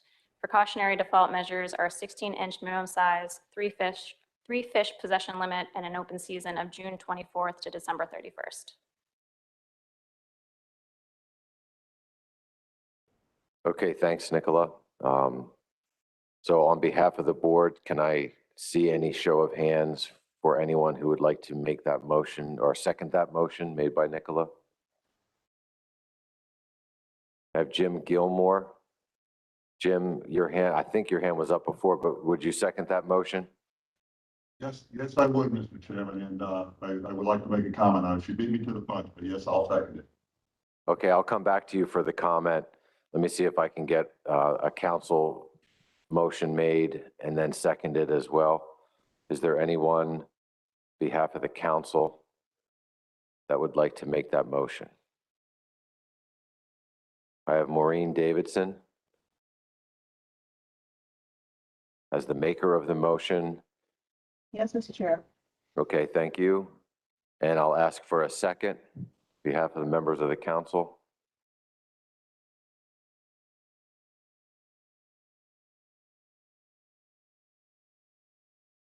Is there a second? Adam Nowalski will second that motion. Okay. So back to Nicola. Is there anything in addition to what you've stated that you'd like to add before I go to Jim? Thank you, Mr. Chairman. I guess I would address the fact that what has changed from the prior year is that we did hit an AM, but there is no specific reduction percent required on the books for that. We don't even know how much of an overage it was at this point because of the lack of the 2020 discard estimate. So I think that the 14% likely would address that. Thank you. Okay. Jim Gilmore, did you have a comment? And just, Nicola, just added that in. I think the difference between the last 2 years was we did trigger an accountability measure. So if we are following the process, yes, it's pretty straightforward what we need to do. But with all the things going on, a whole lot of new management things have come into play over the last few years, and we're essentially managing on a moving target. So, and I understand Mike Pentney's strict adherence to Magnuson, but for this particular point in time, that strict adherence doesn't really make a lot of sense. And I understand it from a legal standpoint, from a practical standpoint.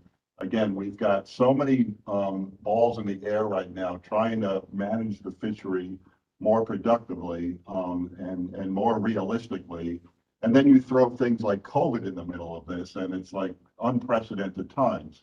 So I'm glad Nicola put the motion up because I was going to, but it was also along the lines of being consistent with what we just did with summer flounder and skunk. We understand we have these challenges for many fisheries, so we understand we have to take either some reduction or maybe not take as big a liberalization as we should be doing. So we split it on summer flounder, we split it on skunk, and now we're not going to split it on black sea bass. It makes no sense. So I completely support the motion. Thank you. Okay, thanks, Jim. I'm going to go to Maureen Davidson for any comments, and then Adam, you'll be up after Maureen. Go ahead, Maureen. Thank you. Thank you, Mike. Actually, Nicola and Jim pretty much said it. I don't want to have to repeat what they said, but I agree and I support their positions. Thank you. Okay, thanks, Maureen. Adam Nowalski. I'll just add that what was quoted earlier from Mr. Petney was from the FMP that we've created. That element that he created was not a Magnuson, that he quoted was not a Magnuson mandate. We're here in this position. We've got to do something related to accountability measures. Magnuson says we need accountability. This level of reduction is being responsive to that Magnuson mandate. The issue at hand is the FMP, and we own that. We are the people that created it. We are the people that can change it. We have learned so much about managing fisheries in 2 decades, created so many of our own problems. I wish these problems were biological in nature, because then you wouldn't leave here with heartburn. You'd say, fish aren't there. We did what we had to do to save the resource. But instead, we make decisions that thought were good at the time, but then in hindsight turn out to be not so good. And then we just multiply that with more decisions that we can just do better than. And I'm fully committed to it. Again, I'm not escaping my own accountability to that at all. But so that's the element here that I just wanted to add. It's the FMP that's our problem right now. We have the power to change that. And I look forward to those discussions in the future. Okay, thanks, Adam. Mike Petney.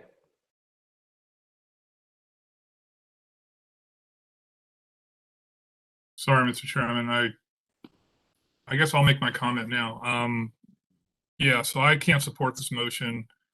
The motion is substitute. And just to be clear, if this motion prevails, I fear it's putting, the agency in the position of having to disapprove conservation equivalency and impose coastwide measures on everybody that will be more restrictive than what's listed here as the non-preferred coastwide measures. So I just want everybody to be clear when they vote on this motion. Thank you. Okay, thanks, Mike. Justin Davis. Thank you, Mr. Chairman. I want to speak in support of the substitute motion. I want to be clear, I'm doing that in my capacity as the Connecticut Administrative Commissioner from the standpoint of our state, I don't feel that 28% reduction in harvest is necessary right now for conservation of the stock. I don't think anybody can argue that it's really a bad look for these two regulatory bodies to go back to our constituents and tell them for a stock that's at twice target biomass that we need to consider almost a 1/3 reduction in harvest when everyone agrees that's not necessary for conservation.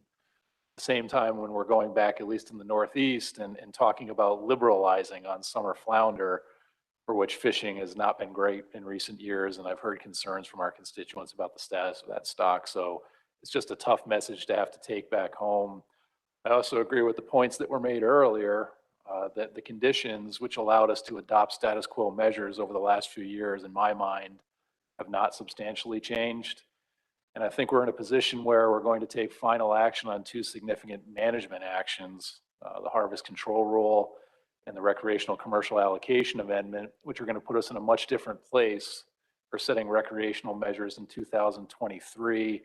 I don't know why we would want to consider such a large-scale disruption to the recreational fishery potentially for 1 year when we're going to be considering doing something much different for 2023. So for those reasons, I strongly support the substitute motion.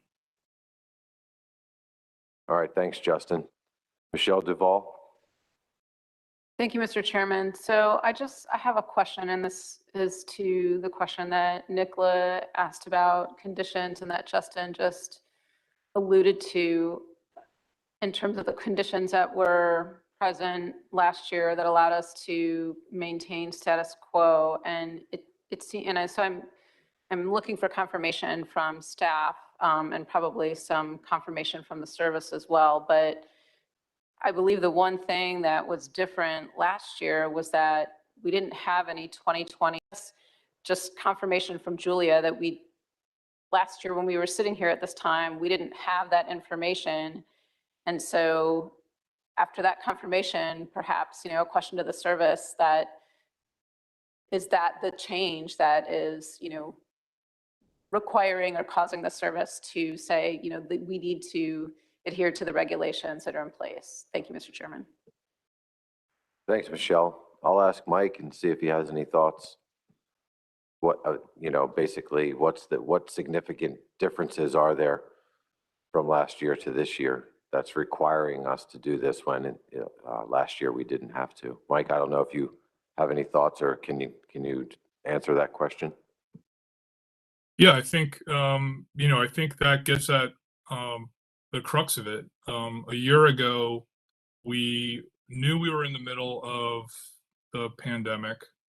We had no estimates from 2020 to inform whether fishing effort, recreational harvest was the same, significantly higher, or, as many people suspected, potentially substantially lower for much of 2020 due to the impacts of the pandemic. We just had no information. So, and how that would translate into fishing effort and catch in 2021 was also completely unpredictable. I think we're in a very different position now. Yes, we're still in the middle of a pandemic, although for a number of reasons, things are potentially looking better. And as I acknowledged, the council is meeting face-to-face and in person this time for the first time in over a year and a half. But now we do have estimates of recreational harvest in both 2020 and 2021, including estimates of fishing effort that suggest and give us good information to predict what we might expect in 2022. And so that's what we have to rely on under the regs to determine whether or not more restrictive or less restrictive measures can be implemented for 2022, is a prediction of fishing effort and catch in 2022 and how that relates to the recreational harvest limit that we've set. So I think things have substantially changed, and it largely focuses on the information that we have available to us from MRIP around fishing effort and harvest.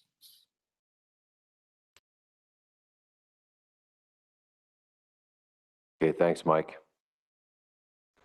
Got a couple more comments to make around the table, then I think we probably need to take a quick break. I will give a very brief opportunity for some public comment on this before we vote.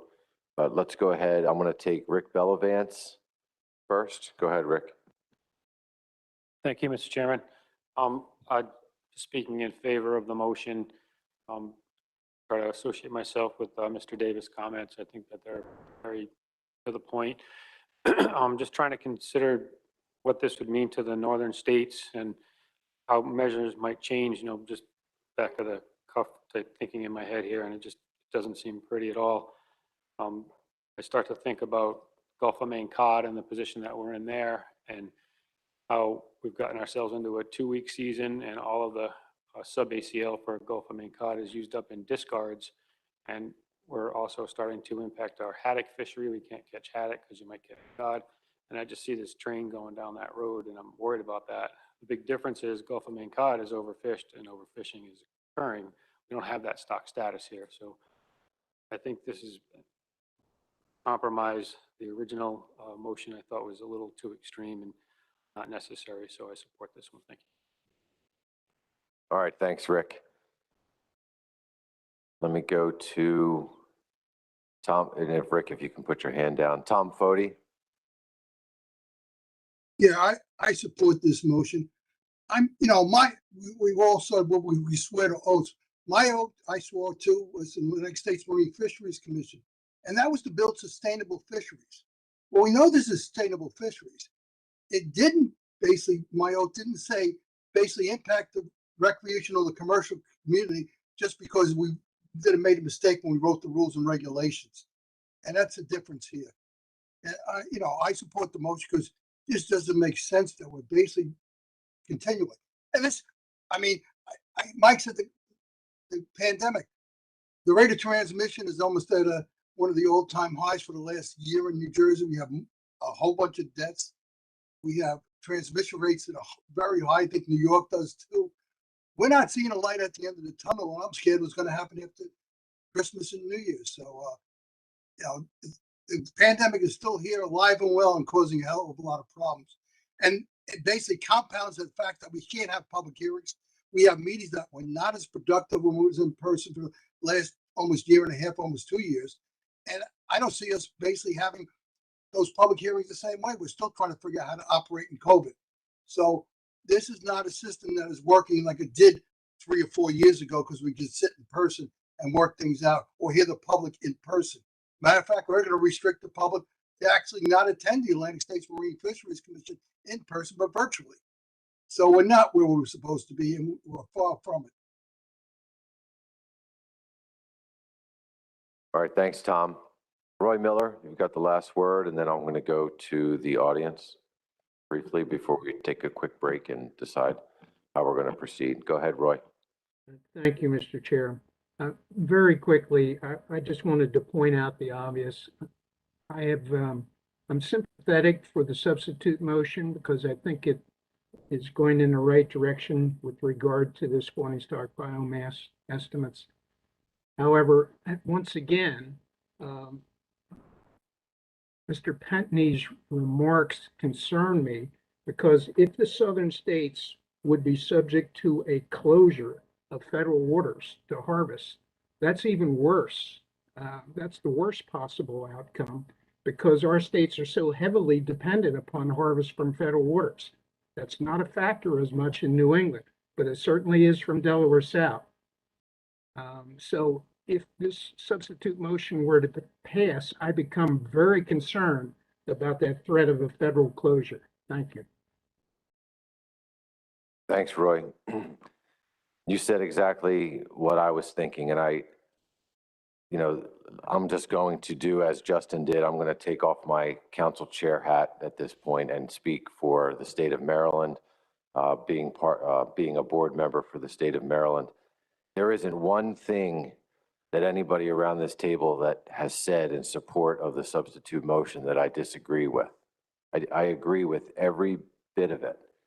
And there's nothing more that I would like to do than to raise my hand in full support of this of a 14% reduction rather than the 28%. I don't think any reduction is necessary other than the accountability due to the AM. And that's part of the process that we've set up, and that's something that we need to do. Anything more than that at this point, to me, is unnecessary.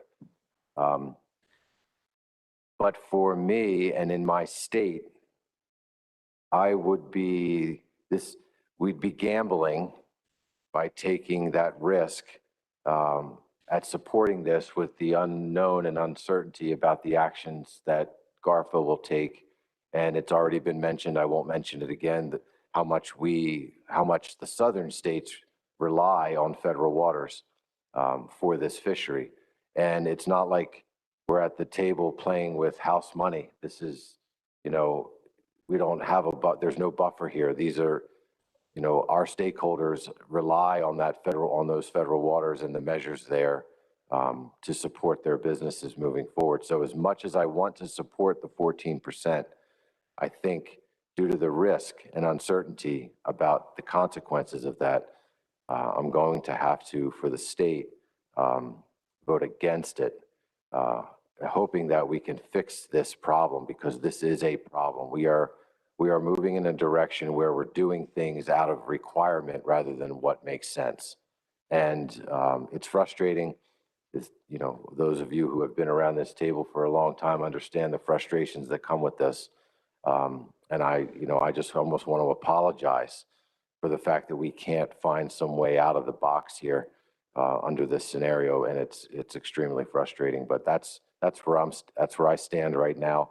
I'll put my chair hat back on, and I'm going to go to the members of the audience for some quick public comment, and then we'll take a break to caucus and vote on these motions. So, Victor, I have you first for comment, and if you could keep it, directed to the motion the best you can.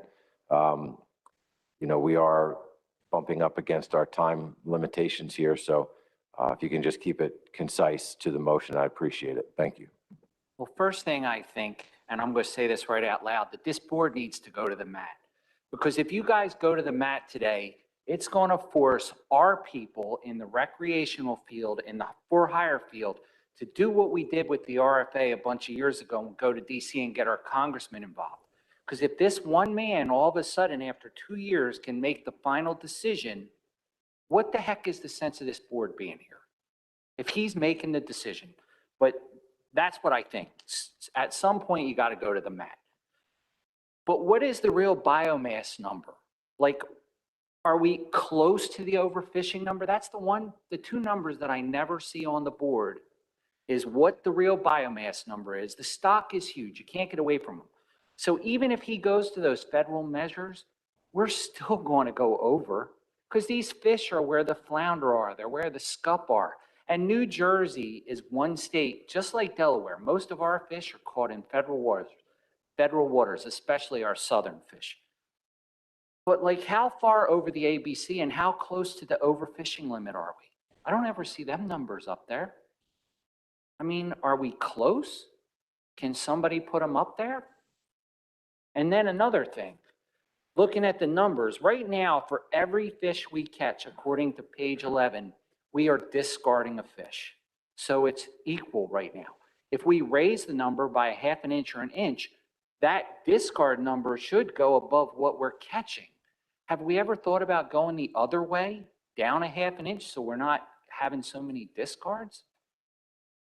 We've got a stock you can't get away from. If we restrain the fishing season and we raise the fishing an inch or half an inch, we are going to hurt all the southern boats in our state, because they don't have striped bass. They don't have porgies. And why are we going with a landing limit on sea bass versus a catch limit, which we do on porgies and flounder? Because apparently a landing limit, the commercial catch can affect the recreational catch numbers. So why are we doing that? I mean, I'm just curious, can't take these cuts. This one has been affecting us for years. And I don't understand, after 2 years of going status quo, how this one gentleman can now all of a sudden, oh, well, now we got to obey the rules after 2 years on a stock that isn't even in trouble. It's not in trouble at all. We're going to catch them and kill them no matter what. No matter what laws are in place, we are going to catch way more than our fair share. And it's a shame. And if states on the southern end, I heard a gentleman say something, if they can go with their own regulations, the party boats still hold a federal vessel permit. So either they're going to table their vessel permit or they're going to have to obey the federal regs. I mean, that's just what I have to say. I know if you guys go to the mat today, I can guarantee you that every person in every state, you're going to make them have to come out because they're not going to accept this. They're going to have till May to try and fix this somehow. So they're going to go to their congressmen. They're going to go to every goddarn person they have to go to put this away. It's like New Jersey a couple years ago going to the mat. That's what needs to happen now. Because this fish, the ABC needs to be a lot higher. We're going to overfish this fish no matter what, even this year. We've overfished it every year. It ain't going to stop, whether it's with dead discards or whether it's with fish we keep. That's all I have to say. All right, thanks, Victor. Mike Wayne? Thank you, Mr. Chairman. Mike Wayne with the American Sport Fishing Association. Try and keep it brief here. Supportive of the substitute motion, but I feel like we're really backed in the corner here. Faced with a reduction on a healthy resource. I don't know how to explain this to our industry. And here we are at the table with no new tools to address this. And it's just painful. And I hope through allocation and rec reform, we can do something different. Thank you. Thanks, Mike. Paul Hartle? Yes, it's Paul Hartel from JCAA, and we would support the substitute motion, although we definitely prefer status quo. We went over to RHL the last 2 years, and the stock is still rebuilt to over 210%. At that level, at times they're a nuisance. We're trying to fish for other species like fluke, and we can't keep these things off the hook. Having a population that high is also detrimental to other species. They're competing for its species, and having stricter regs is going to put more pressure on other species such as fluke. So I'd urge the council and board to approve the substitute motion and stand up to the service. You know, people are going to be angry about this, even with a 14% cut. So let their outrage be directed at the service and not the board and the council. Thank you.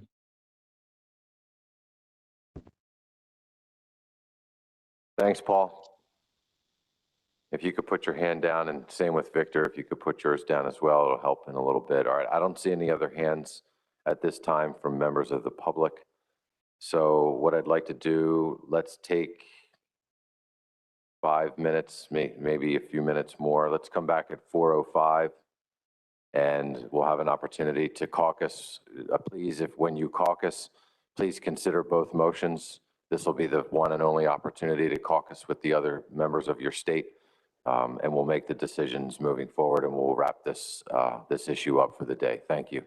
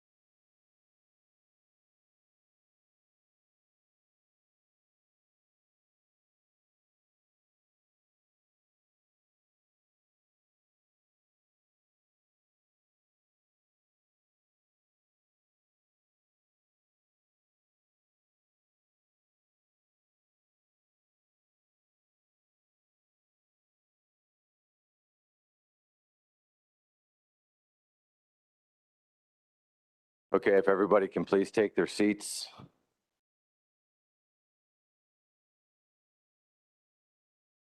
Have the states had enough time to caucus? Seems as if so. Victor, would you, or maybe Stephen, can you put the hands down? I'm sorry, Victor, go ahead. Still have your hand up and we're about to call the question here. Okay, so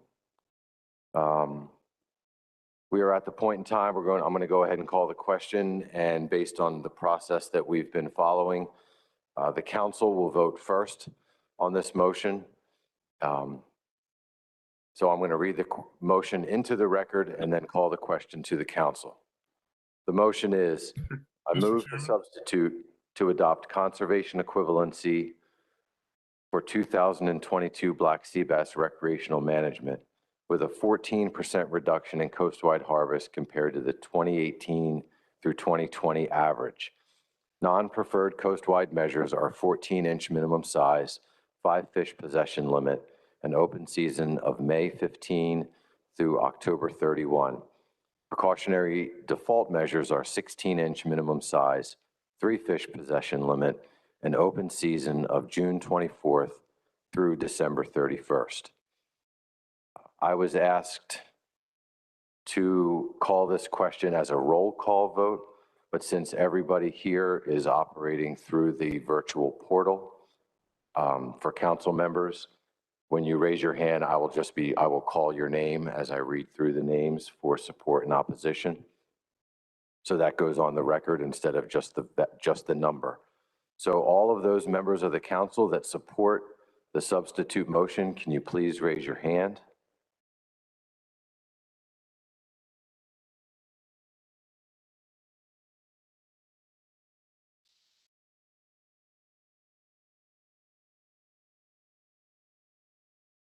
This is Julia. Can I just clarify that for roll call votes, should I be typing out all of the names as you read them out loud?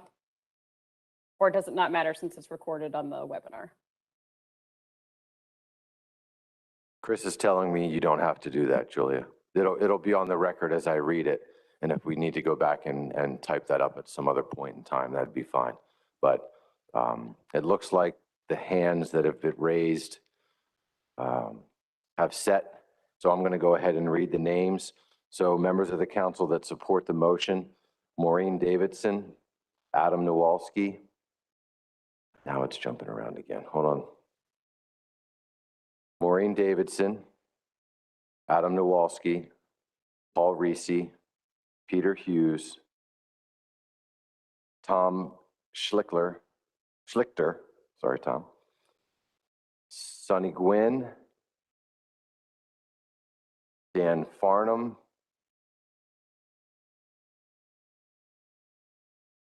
so those are members in support, and I did not count that. Oh, okay. Wes Townsend is also support. Dewey Hemmelwright. Looks like it.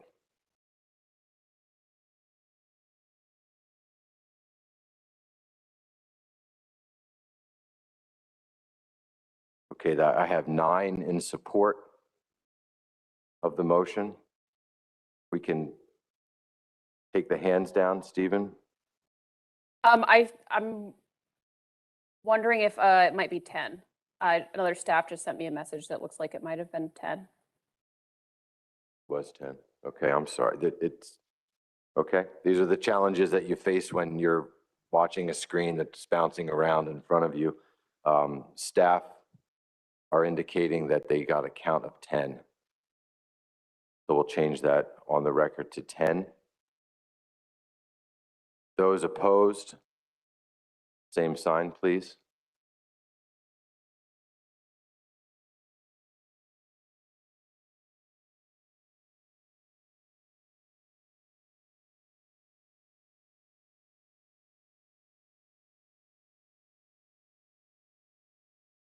I have Michelle Duvall, Pat Gear, Dave Stormer, Mike Pentney, Skip Feller, Joe Semino, Sarah Winslow, Chris Kuhn,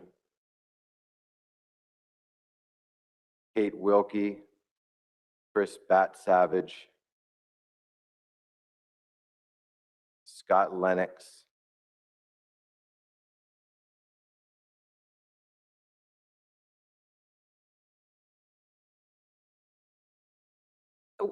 Sorry, there was a miscommunication between staff. There were 9 in favor of. We have a list of names that we can read off if needed to confirm, but there were 9 in favor.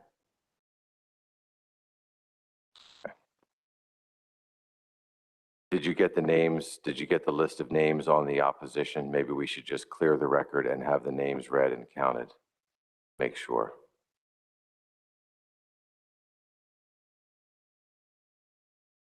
I counted 11 in opposition, and I wrote down initials. And I think other staff might have lists too. That makes.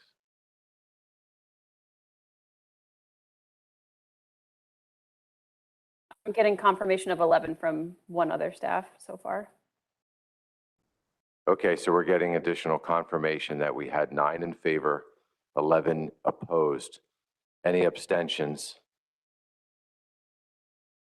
There should be no abstentions. So the motion fails for a lack of majority by the council, which means that the substitute motion fails, and we are back to the main motion.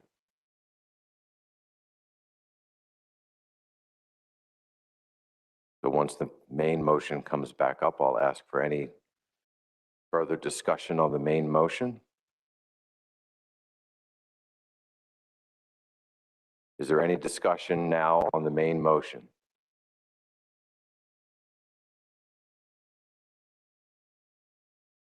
Okay, seeing no discussion on the main motion, I'm going to turn this over to Board Chair, Mr. Justin Davis, to call the question after he reads the motion into the record.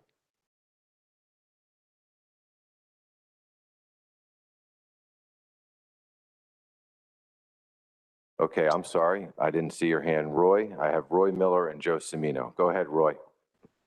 Thank you, Mr. Chair. I would like to offer to amend this particular motion. And I'm going to change the wording on the fly a little bit if I can. But in the second line where it says with a 28% reduction in coastwide harvest compared to the 2018 to 2020 average, I would like to substitute some different phraseology there. Instead, I would like to say, the motion to say, with a reduction in harvest that averages to 28% coastwide compared to the 2018 to 2020 average.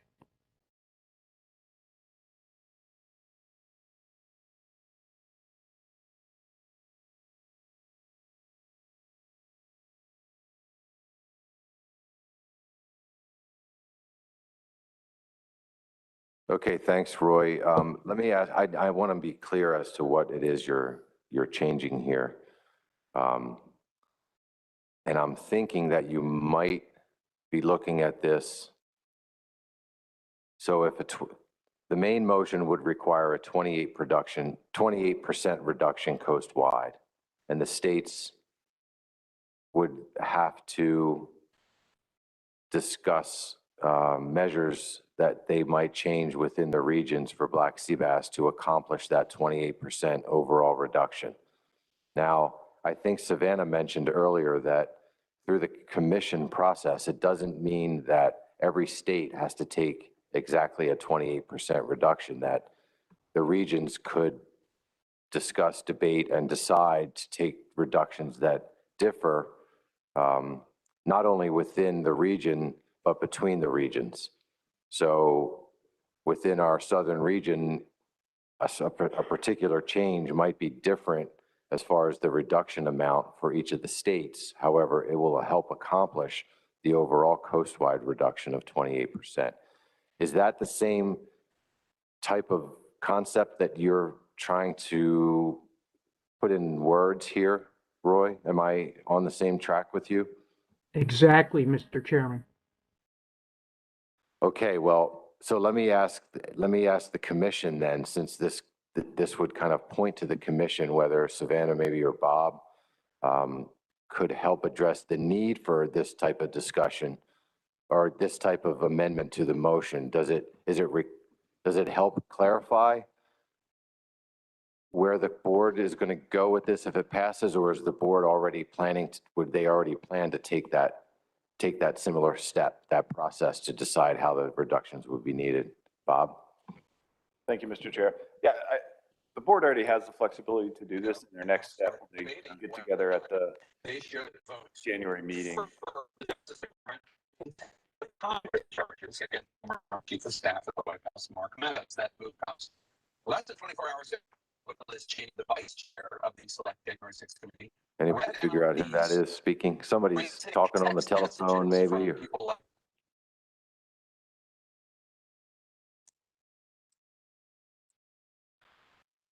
Okay, go ahead, Bob.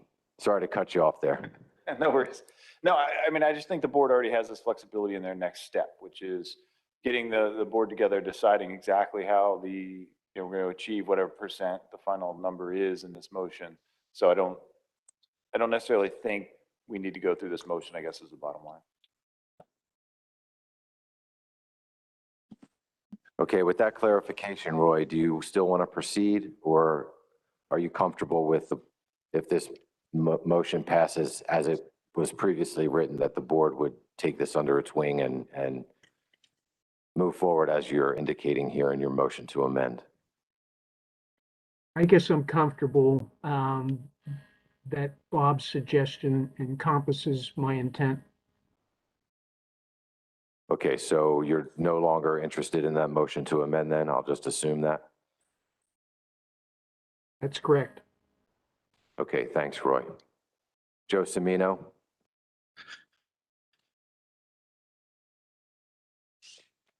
Thank you, Mr. Chairman. My question was to the 28% honestly as well.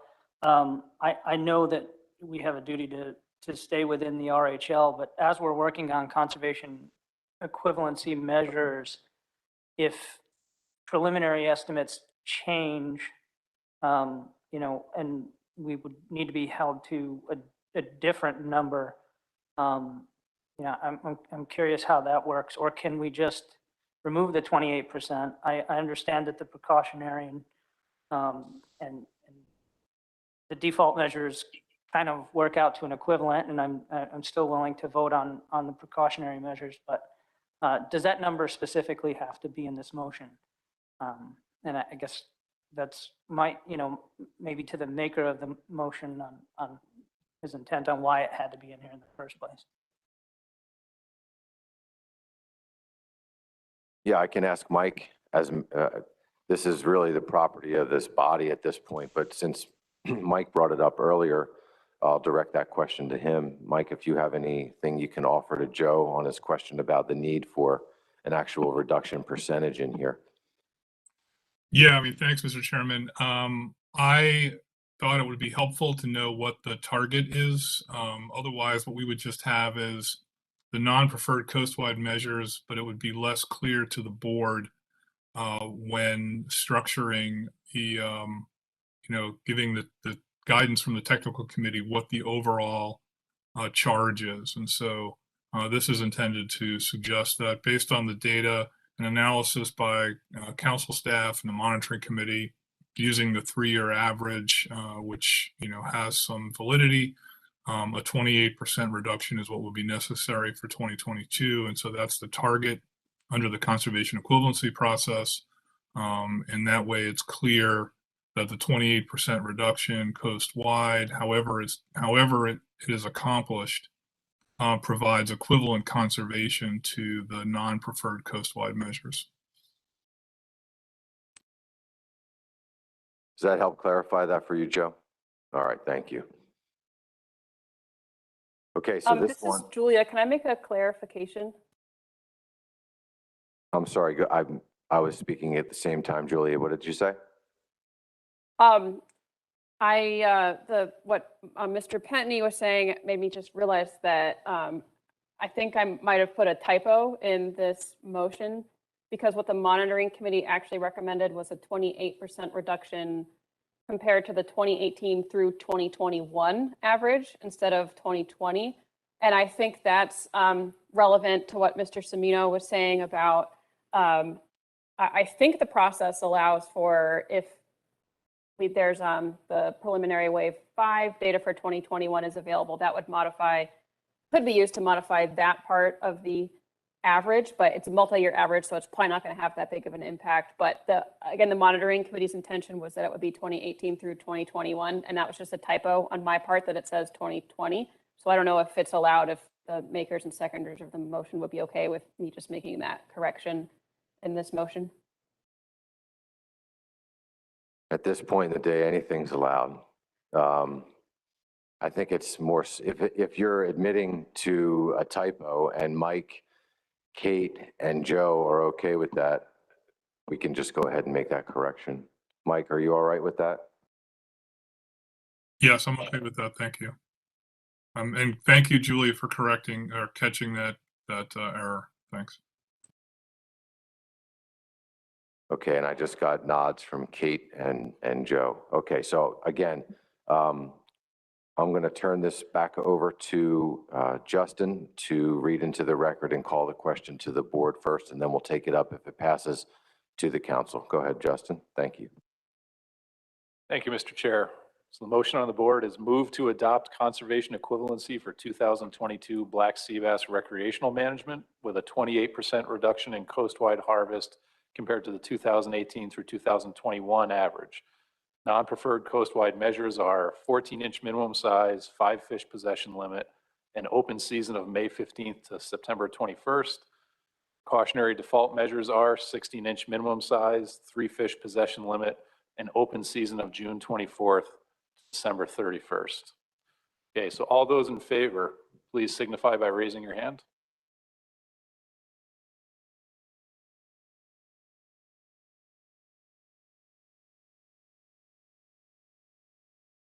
Justin, I'm just waiting for the hands to settle.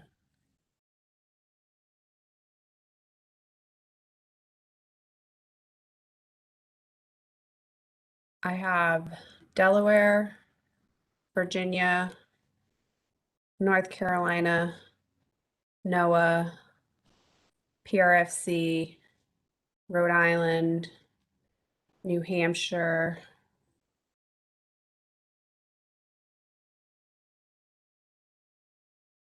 and that's all.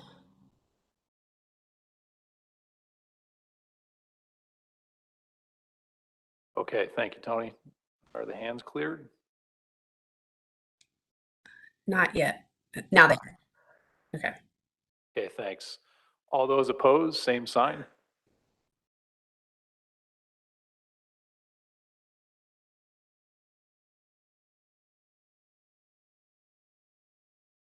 All right. I have New Jersey, Mass, New York, and Connecticut. And that is all.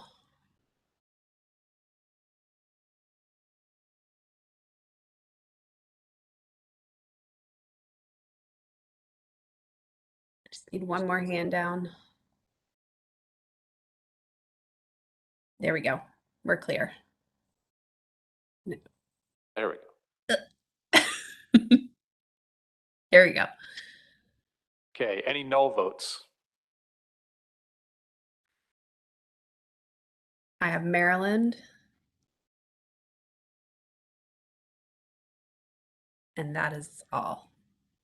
Okay, and any abstentions?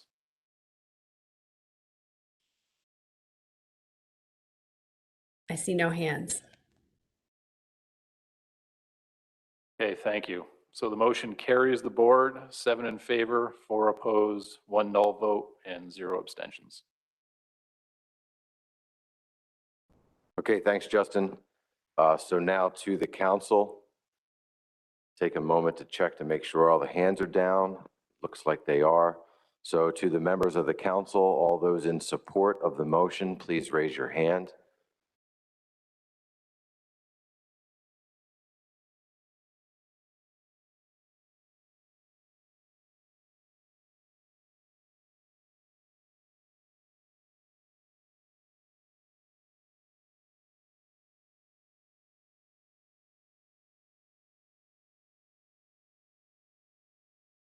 Okay, I have Chris Batsavage, Kate Wilkie, Mike Pentney, Pat Gear,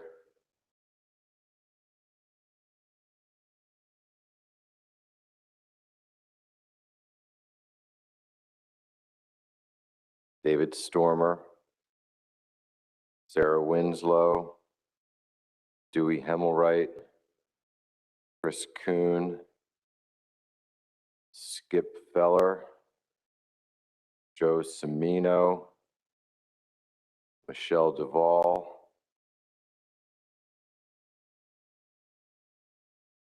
I've counted 11. Okay, that's 11 in favor. If we can clear hands, please.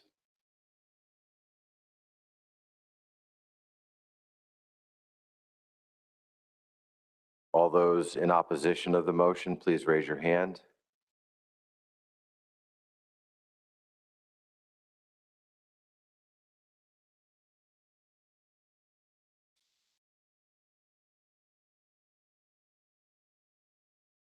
Okay, I have Scott Lennox, Paul Reed. Oh, screen just went off.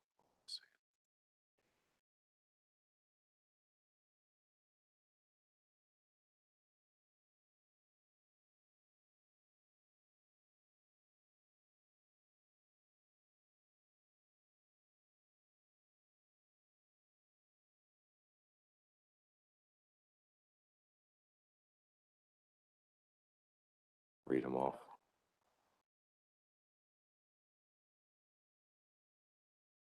Okay, here we go. We've got Paul Reese, Scott Lennox, Adam Nowalski, Wes Townsend, Dan Farnham, Peter Hughes, Maureen Davidson, Sonny Gwynn, Tom Schlichter. That's it. I didn't get a count. 9. Okay, that's 9 opposed. All those, any abstentions?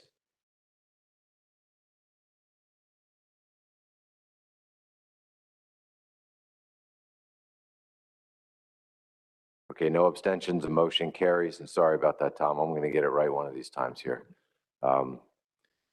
Okay, so the motion carries both the council and the board, so that completes our business on 2022 rec measures for black sea bass. Julia or Savannah, is there anything else we need to take up at this time? No. Okay. Thanks again for the presentation and helping us through this challenging process that we just went through. Let's take a 5-minute break. Everyone stretch their legs a little bit. We'll come back to take up our last item on today's agenda, which is the commercial and recreational sector allocation amendment. Thank you.